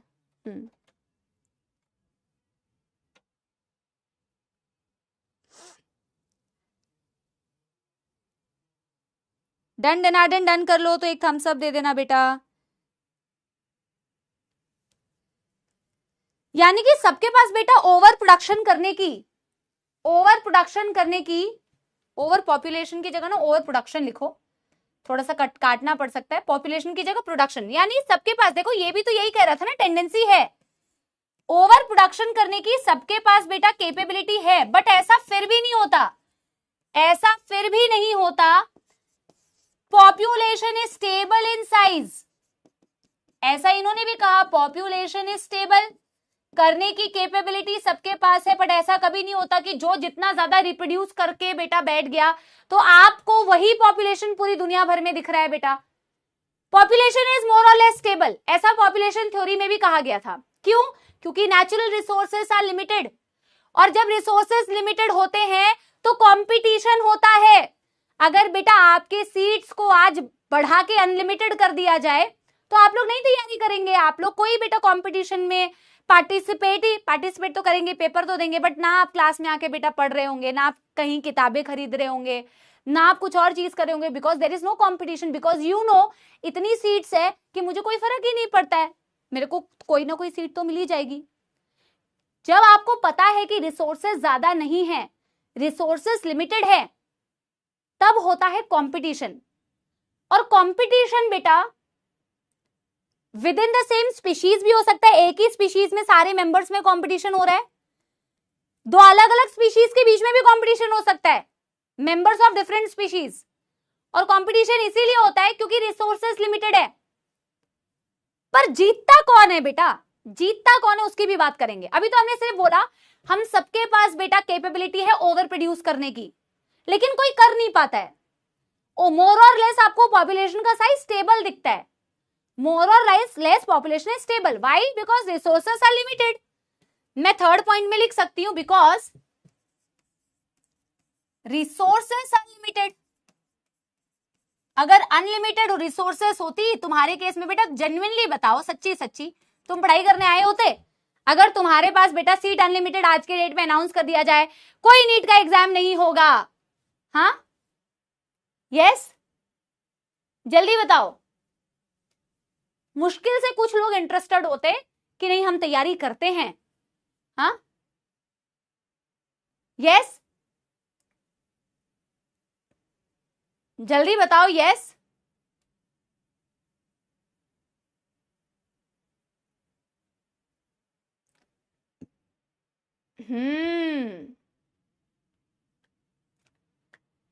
Resources are limited, there will be struggle, struggle होगा अपनी एग्जिस्टेंस के लिए, सबको फाइट करना पड़ता है। पहले तो कंपटीशन होगा बेटा। अभी मैं आज यहाँ इसके आगे नहीं बता रही हूँ क्योंकि ना अभी बहुत सारा कंटिन्यूटी में पॉइंट्स है, तो अभी मैं कंटिन्यूटी में पॉइंट्स नहीं बता रही हूँ, इसके पॉइंट्स हम आगे कंटिन्यू करेंगे, ठीक है ना।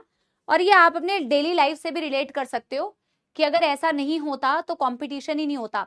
लेकिन फिर भी बेटा कंपटीशन में कई लोग जीत जाते हैं और कंपटीशन में कई लोग नहीं जीत पाते, और वो डिपेंड करता है कि हम सब में वेरिएशंस क्या है। हम सब में वेरिएशंस है, मैं अगले दिन पढ़ाऊंगी बेटा इस चीज को।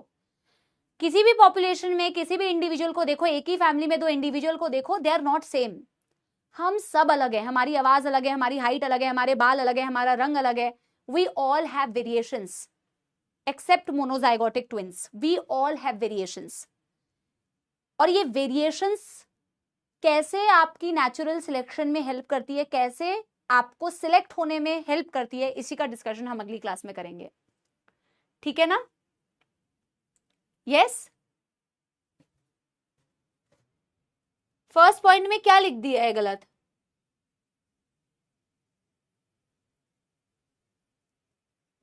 डिफरेंट एज और डिफरेंट रेट। अरे भाई तुम लिख दिया करो प्रिंटिंग मिस्टेक। यकीन वाले बच्चे मुझे लिख देते हैं प्रिंटिंग मिस्टेक हो गया है, तो तुम यार इसको रॉन्ग क्या लिख रहे हो? कह दो कि मैम 2 बार एज लिख दिया है, रेट लिख दो, ये कह दो ना प्रिंटिंग मिस्टेक। प्रिंटिंग मिस्टेक से मैम को समझ में आ जाएगा। बेटा तुम्हें समझ में आया कि नहीं? यस रॉन्ग क्या होता है? अच्छा आज जो पढ़ाया बेटा समझ आया कि नहीं? कम ही पढ़ाए हमने, बट एक्चुअल में बेटा ये टॉपिक्स ही इतने डीप है। बट अगली क्लास में ना बेटा, क्योंकि आप देख रहे हो ना हमें काफी सारी थ्योरी, काफी सारे पॉइंट्स लिखने हैं, तो व्हाट आई विल डू ना बेटा, टू सेव आवर टाइम, मैं लिख के कुछ पॉइंट्स लेके आऊंगी, चलेगा? और एनसीईआरटी के कुछ पैराग्राफ्स बेटा मैं तुम्हें होमवर्क में भी दे सकती हूँ, है ना, बिकॉज इट्स ऑल थ्योरी। और मैं तुम्हें कोई भी पॉइंट्स अगर नहीं लिखाऊंगी तो फिर तुम्हें समझ नहीं आएगा ना बेटा। अगर ऊपर ऊपर से लिखा दूंगी तो तुम्हें कॉन्सेप्ट नहीं समझ में आएगा, तो मेरे को पॉइंट्स तुम्हें लिखाने ही पड़ेंगे, बिना लिखाए में नहीं जा सकती, है ना। तो what I will do in next class ना, कुछ कुछ पॉइंट्स हम पहले से लिख के लेके आ जाएंगे, ठीक है, सो दैट एक्सप्लेनेशन में ज्यादा टाइम लगे, मतलब एक्सप्लेन करने में मैं टाइम यूज करूं, और पॉइंट्स लिखे हुए होंगे ना तो तुम उसको नोट डाउन कर सकते हो, ठीक है। यस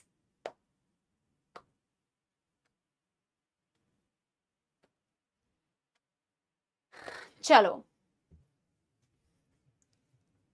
बहुत बहुत थैंक यू, बहुत बहुत धन्यवाद क्लास अटेंड करने के लिए। बेटा मुझे जरूर कमेंट सेक्शन में, मैंने पढ़ा था कमेंट्स, कई सारे बच्चों के मैंने कमेंट्स पढ़े थे, कई सारे आपस में बातें कर रहे थे, ठीक है। तुम्हारी क्लास में कमेंट्स में बातें ज्यादा होती है, एक्चुअल कमेंट्स कम होते हैं, बट एक्चुअल कमेंट्स कर देना. Do let me know how was the session.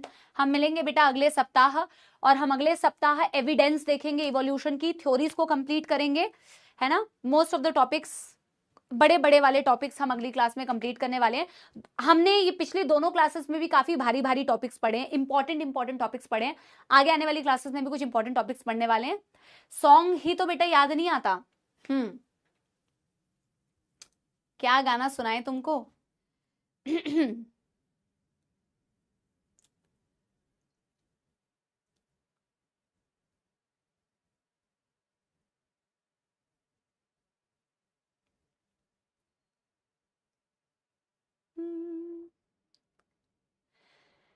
मेरे तुम्हारे ख्वाब वो सारे देखेंगे जो देखे थे, जो सच होंगे यही.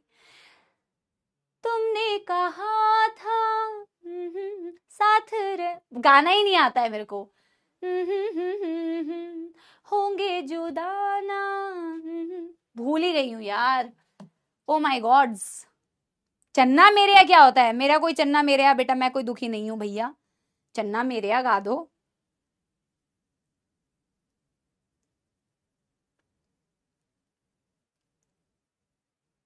मैं लिरिक्स देख लेती हूँ कभी तुम्हें की. ठीक है.